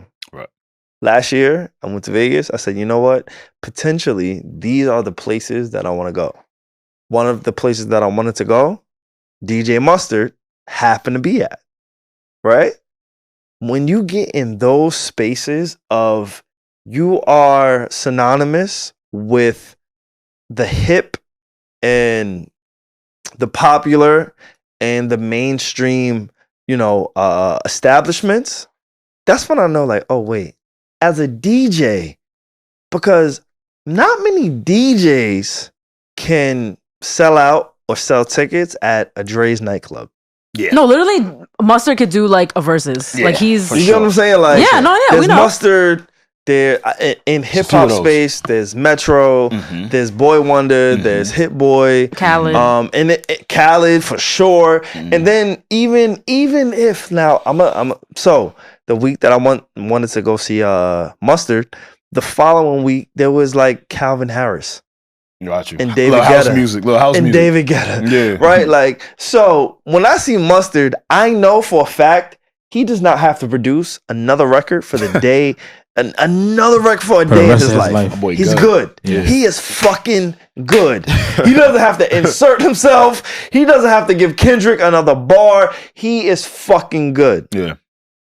So when I hear this beat, and I hear Mustard on that beat, like, that in itself is a statement after coming off of the Like That record with Metro Boomin. That tells me that whatever Kendrick is saying about you have so many ops, who do I choose from? These niggas, they all hate you, bro. Like, what the fuck? They're really trying to jump Drake. It makes you think, is this a calculated effort or is everyone just tired of Drake? They're just trying to take him down. Yeah, well. Wait, hold on. But the last, we could end it on. No. We still got the bridge. No, we still got the. Yeah, he still. Hold on, SaVon. Let's go. This is a sing along now. Hey. This is the ending of the song. He a fan. He tweets. He a fan. Freaky ass nigga, he a 69 god. Freaky ass nigga. 69 god. Hey, run for your life. Hey, run for your life. Freaky ass nigga, he a 69 god. Freaky ass nigga, he a 69 god. Okay, ready? Here it comes. Run for your life. Hey. I'm not singing this. OV ho. Nah. OV ho. You're wildin'. OV ho. Step this way. Step. Y'all wildin', bro. Step that way. Say. I'll be locked in. Hold on. Wait, this don't sound like Step in the Name of Love? Nah, he's OD. I read it back. Just for you. For your life. Step, you're freaky on God. Freaky ass nigga, he a 69 God. What?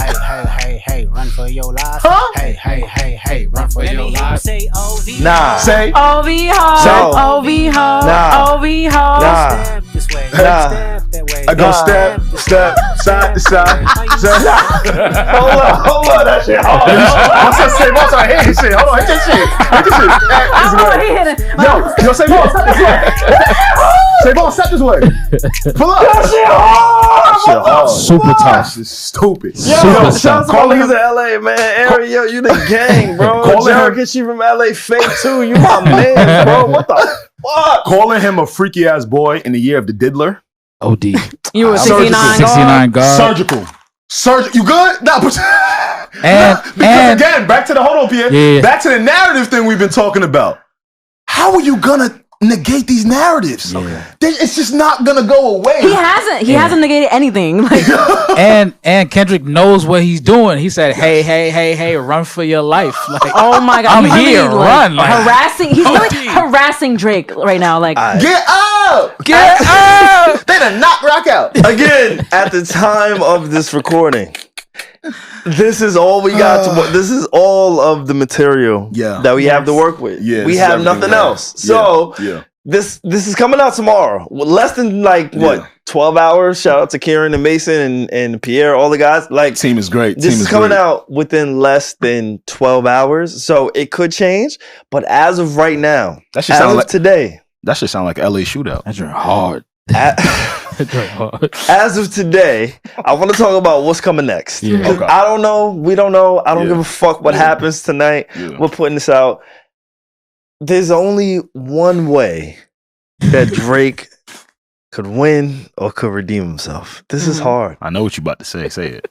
Say it. You don't know. you about to say you gotta fuck his wife? No. That's one of them. He gotta go. Oh, I thought you were gonna say that. No. He needs proof. Oh, that's not what I was about to say. Automatic weapon.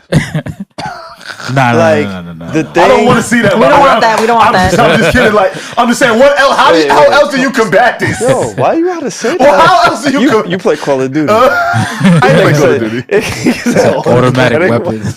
I don't want to see. I want to see everybody safe. I want to be clear. I'm just being funny and saying, how else do you respond? What do you say? I'm gonna tell you. What do you do? There's only one way, personally. For me, like at this point, I've seen academics say like Drake has nothing to gain. I disagree with that. I think he has everything to gain, just like Kendrick has everything to gain. Oh, for sure. Because we literally, since Jay-Z and Nas, we have not seen the top two guys at the top of their craft, literally the fucking top, say, it's time. Yeah. But I will say this, SaVon. I don't think this is gonna diminish Drake's career at all. I don't think his fans are going anywhere. The people that love him are gonna continue to cape for him, which I assume for them to do. But when it comes for the people that like rap, they're always gonna have Kendrick at number one if he doesn't respond correctly. Well, they're always gonna have Kendrick. No, for rap, I get it. Yeah. So if we're talking rap, Drake needs to come up with a club anthem. With that anthem, he needs a targeted audience. But more than anything, I think the way that we're gonna determine a winner, either one of these guys, they need proof. Because remember the Meet the Grams, if that daughter verse is not true, that's a big hole. Really? Yeah. I'm gonna be honest with you. We need proof. I don't think we need proof. I think they're gonna take it to another place where this round about the family stuff doesn't matter, right? Because we need, like you're saying, we need to see the proof of maybe Dave Free fathering his son of that's supposedly Kendrick's, and then we also need to see the proof of Drake's daughter, right? I think next round they might take it to another place. If Drake can prove the things that he said, and now as a fan, I'm conflicted because nobody wants to see DV. Yeah, no, anywhere. You know what I'm saying? Like nobody wants to see it. Yeah, we don't play that. But he made the allegations. So for him to win, he needs proof of those things. Like I said this last episode, somebody got to crash out. But what about we are here? Niggas are crashing out. Do y'all realize like this is a version of crashing out? For sure. Yeah. Do you think that Alex, if I hated you, regardless if I know it's true or not, let's say me and you had a beef. and I say, yo, bro, you beating your girl. Mm-hmm. That means I really dislike you. For sure. And I want the world to know it. And now, not only do I say that about you, but in response, you know what you say about me? Nigga, you like 12-year-olds. You bitch ass nigga. You a fake fraud nigga that likes little girls. Crazy. Nasty. You like little... The things that they're saying about each other, it's career ending, which is what I said last episode. And not only did I say that, but again, to prove credence, somebody has to have a little bit of proof of one of the claims. Got you. To make it stick. In my opinion. Do you think, because we live in a very quick era, facts, do you think that output might win this as well? Whoever has the most amount of output? Because right now, right, we just spoke about how, all right, Kendrick feels like he maybe was fed some misinformation, double down with this hit. So now everybody's back. Oh shit, nah. Kendrick is up. Kendrick is up. I do think that the volume is gonna add credence to this. It does. Yeah, I agree. For sure. I agree. The volume. Definitely. Like how far is one person willing to go? Because right now it's split. Yeah, Right now it's Daddy. My fault. No. I think Kendrick is up. Split, nigga. I think Kendrick is up by like 5 at the last quarter, but Drake can still make a buzzer beater. He can if he does it the right way. When I say split, I mean like in terms of output, it's dead even. Kendrick like dropped, you mean number of songs? Yeah. Kendrick dropped 2, Drake pretty much dropped 2, and then Kendrick dropped 2. And now Drake has to respond. They for me again. One of them, they need concrete proof as to what it is that they're saying. Unless Drake, I hate to say this, you have no chance. Without proof, Drake has no Without chance. proof. Not after this song, not like us. Not all jokes aside. I see where you come, and I'm not even trying to act like I'm caping as well for Kendrick. But what's the angle? It sounds like you what more are you out, gonna say? It sounds like you emptied out the clip. You need proof. Or maybe he didn't. Maybe he didn't. I don't know. Or let me give another perspective. Sounded like you gonna go on vacay. If you going, my fault. If you got more, why you going on vacay? Maybe he just said that. Outside of vacay, I think outside of proof, I think the way that Drake can attack this is if he is able to get one of like the real OGs, like a Snoop, like a Hove, like he needs a real cosign in a real way. He got Sexy Red. Hands on your knees. Yo, tell her to drop some shit. When you say Sexy Red, I'm gonna just play that. Sometimes you gotta pop out and show niggas. Certified boogie man, I'm the one that up to score with him. Walking down whole time, I know he got some hoe in him. What the fuck? This shit is hard. It's a bop. You like I'm young. It's hard, bro.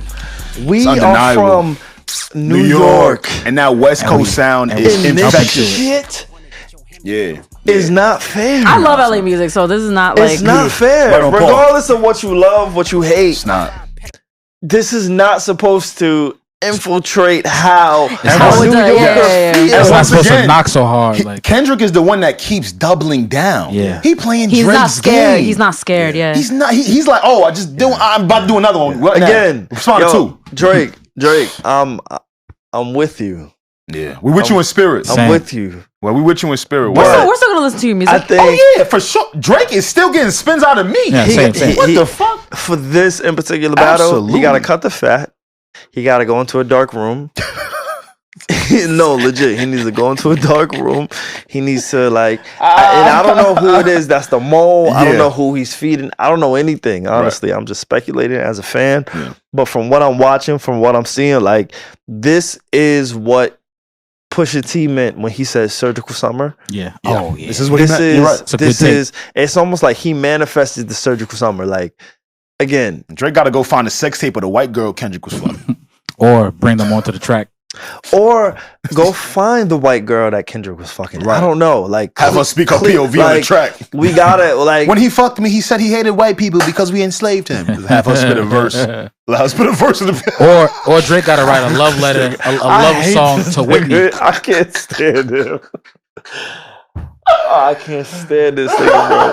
But There's a lot to be done. Again, at the time of this recording, it is 4:15 on what's today's date? Today the 5th, May 5th. May 5th. Right? We're dropping this on the 6th. Thank you for documenting that. Because we don't know what's going to happen after this. Between now, the 5th and the 6th, a lot can change. Right. Regardless, we're putting this out. Yeah. But I think that there's a lot that could happen. And again, horse in a race. Yeah.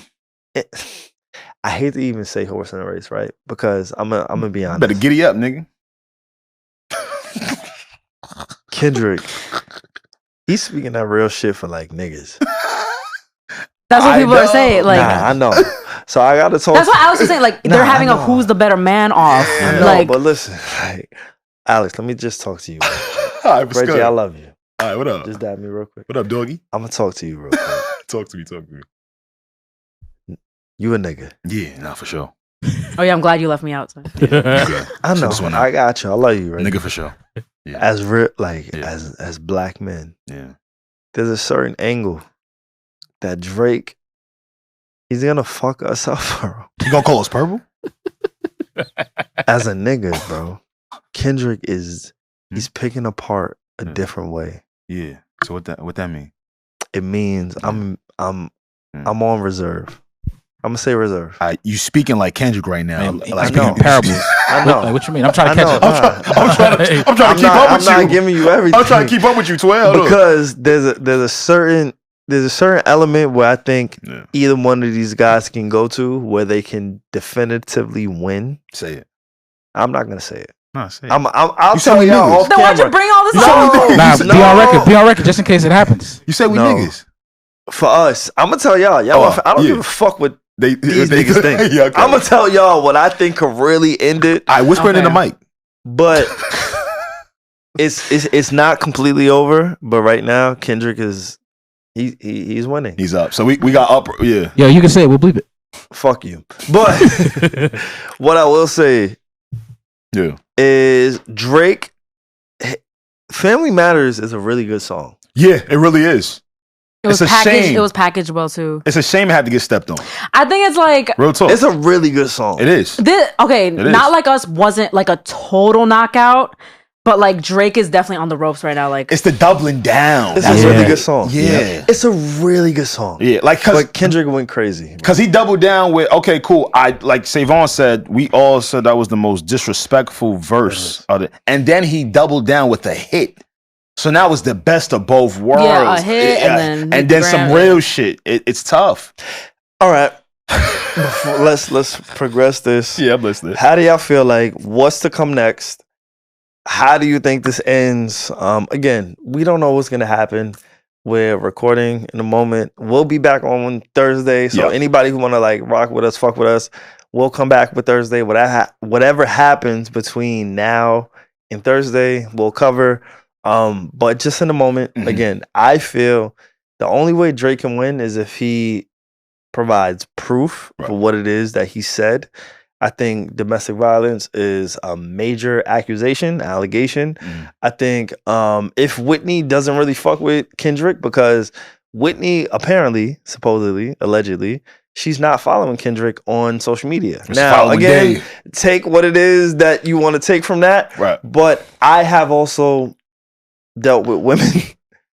But the first thing that women do is unfollow me. I'm gonna be honest. That's what I'm saying. They don't like. I'll be like, damn, I thought we was like better than that, but clearly we aren't. But now also too, women will unfollow you when they're dealing with you. Facts. They don't want to see your shit. Whatever the case may be. I run into those women all the time. Whatever the case may be, there is a little bit of credence there. So we'll see how everything unfolds. But that is something I kind of want to pay attention to. Yeah. What do you think we go next, and how do we kind of move on from this? Like I said, I think the volume is going to determine the winner. Okay. If one person stops, it's really going to be hard for the general public to give the victor to the other person who stopped rapping. Okay. Some very damaging stuff that was said on both ends. But yeah, also just thank you, hip hop. I know folks that haven't generated a thought in years. and they're tweeting. Yeah, they tweeting. They locked in, right? I didn't even know this nigga knew that word. I'm watching niggas talk and share things I didn't even know they could tap into. So thank you. Reggie, what you got? I do think this reinvigorated everybody. That's the real real winners. Okay, I'm gonna keep adding to the list. Yeah. Asians for the new Ho King Chinese food spot blowing up. All the Asians are taking the W for that. The Atlanta people, because you literally got the best verse ever out of this beef. By regions. And then the third is just hip hop lovers. Yes. We're back. Like we're so fucking back. And streamers. And streamers. Yeah. Shout out to the streamers in this. Yeah, for me. And the streamers. Yeah. And streamers, they do it from home base. Right. Whenever they, need to tap in, or whenever it drops, it drops. That's when they give commentary to it. So I think, there's a lot that's benefiting from this. And I don't know what's gonna happen. To answer SaVon's question, I think I already said it, but this was literally my favorite song. Kendrick is up right now. I said it in the top of the episode. I'm Team Kendrick now, but I'm not losing hope in Drake. I feel like he has one chance to make this right. I don't know if he will, but he has a chance. Like it's not like black and white Kendrick one. Sure. I agree, especially because it looks like the information about his daughter is incorrect. So definitely a slot for Drake to just get up in there and shoot. I just don't know what the angle is gonna be. I heard him. What is he gonna say? I heard him shoot at him being short again on Family Matters, and that's cool. But for the next round, after he addressed your mother, your father, your alleged daughter, and your son, he'd have to say something that no one else has, the understanding or just is privy to, that all right, this is what happened, this is what you're dealing with. Yeah. You'd have to say something like that, groundbreaking, earth-shattering. Yes. To really all right, come up off the ropes. Yes, and he has to play the depth game. Yeah. Whatever he does next, there has to be immense depth to it to make up for the other rounds. Yeah. No more surface level. Exactly. The same way Euphoria kind of makes up for some of Kendrick's L's. So I agree. Yeah. I agree 1000%. This was fun. This is great. He keeps making fun of Kendrick's height, but Drake is not Mr. fucking tall either. Yeah. Anyway, sorry. He's taller. Yo, chill. He my height, right? You wild, bro. Reggie, chill. 6 foot, 6'1". I'm a tall 5'9". You know what I mean? Tall 5'9". Right there. But you guys aren't exactly entering a war with your main defense being like, yo, you're short. Gotcha. You know? That's true. You guys are talking. See, I told you. How tall you is? How tall is 6'1"? Me too. Oh, so we the same shit. Facts. I'm not gonna lie. Remember when 6'6" used to be tall? It used to. 6'6" is the new 5'7". I still feel tall in a room. Like when I went to Reggie's party, I still feel like I was him. Yeah, you guys aren't short. You guys are not short. Nah, but you said I was. Now I'm sad. She was like 6'1". Where? She's like, yeah, my man 6'3". Wait, John that tall? Hold on. Nah, I think John like 6'2". He's 6'2". He's 6'2". Yeah, because we right under him. We right under boy. I'm tall spirited though, so my 5'9" is really 6'4". That's how they keep talking when they're 5'9". But this was amazing, guys. This was great. But this was a 3 hour long pod, and I'm one for the starving. ages. I asked you if he was hungry. This was amazing. This was fun. Again, anybody who's gotten this far into the podcast, there's two things that I need from you, right? Subscribe, comment, let us know how you feel about it, or Drake dropped and we didn't react to it. Yeah. And this is in real time. So, or Kendrick dropped again. Wait, Drake dropped right now? No, we're just assuming. Oh my god, my heart just dropped. Yeah. Please don't. Another 3 hours. Please don't drop until please. At least Tuesday, Wednesday. Drake, take your time too. That's another thing. Facts. Yeah, all of this quick stuff. You ain't got to do that. No microwave raps. No, but this was fun. This was fun. We hope y'all enjoy it. Again, emergency pod. Made it this far into the podcast. Please make sure y'all like, comment, subscribe. The comments help. They do. I'm gonna be honest. The subscription that helps. For the back end, but egotistically, seeing your name and in the comments, algorithmically. Oh yeah, that thing too. that helps too. So just let us know how you feel about the podcast. Again, we don't have all the facts as far as in real time because things may change. But and we did our best today to try and cover. I was about to say, I feel like we did our best, bro. I think we tried our best today. Yeah. Oh, and please leave what you feel in the comments as well. Like SaVon was just referencing. I love seeing new POVs, things I missed, things I didn't think about, and the fans have a really good job. And I mean, the listeners. I don't like people calling people people. The listeners have a really good job of doing that. And we sacrificed our YouTube channel for this. We're putting all the music here, bro. Like, so please. That's crazy. I'm not gonna end on that. But it's what you need to know when you need to know on the Need to Know podcast. Yeah, I hope y'all enjoyed this, man. No, I'm kidding. Gang. We'll be back on Thursday if anybody's here before Thursday. Gang. Let's stop, nigga. They cold foul. I don't know why you still pretending. Hey. What is the owl? Bird niggas and bird bitches. Nah, he's wildin', bro. Said co-pretenders. I don't like that shit. They're not slow. Rabbit hole is still deep. I can go further, I promise. Ain't that something P rest? That's for bitches. He's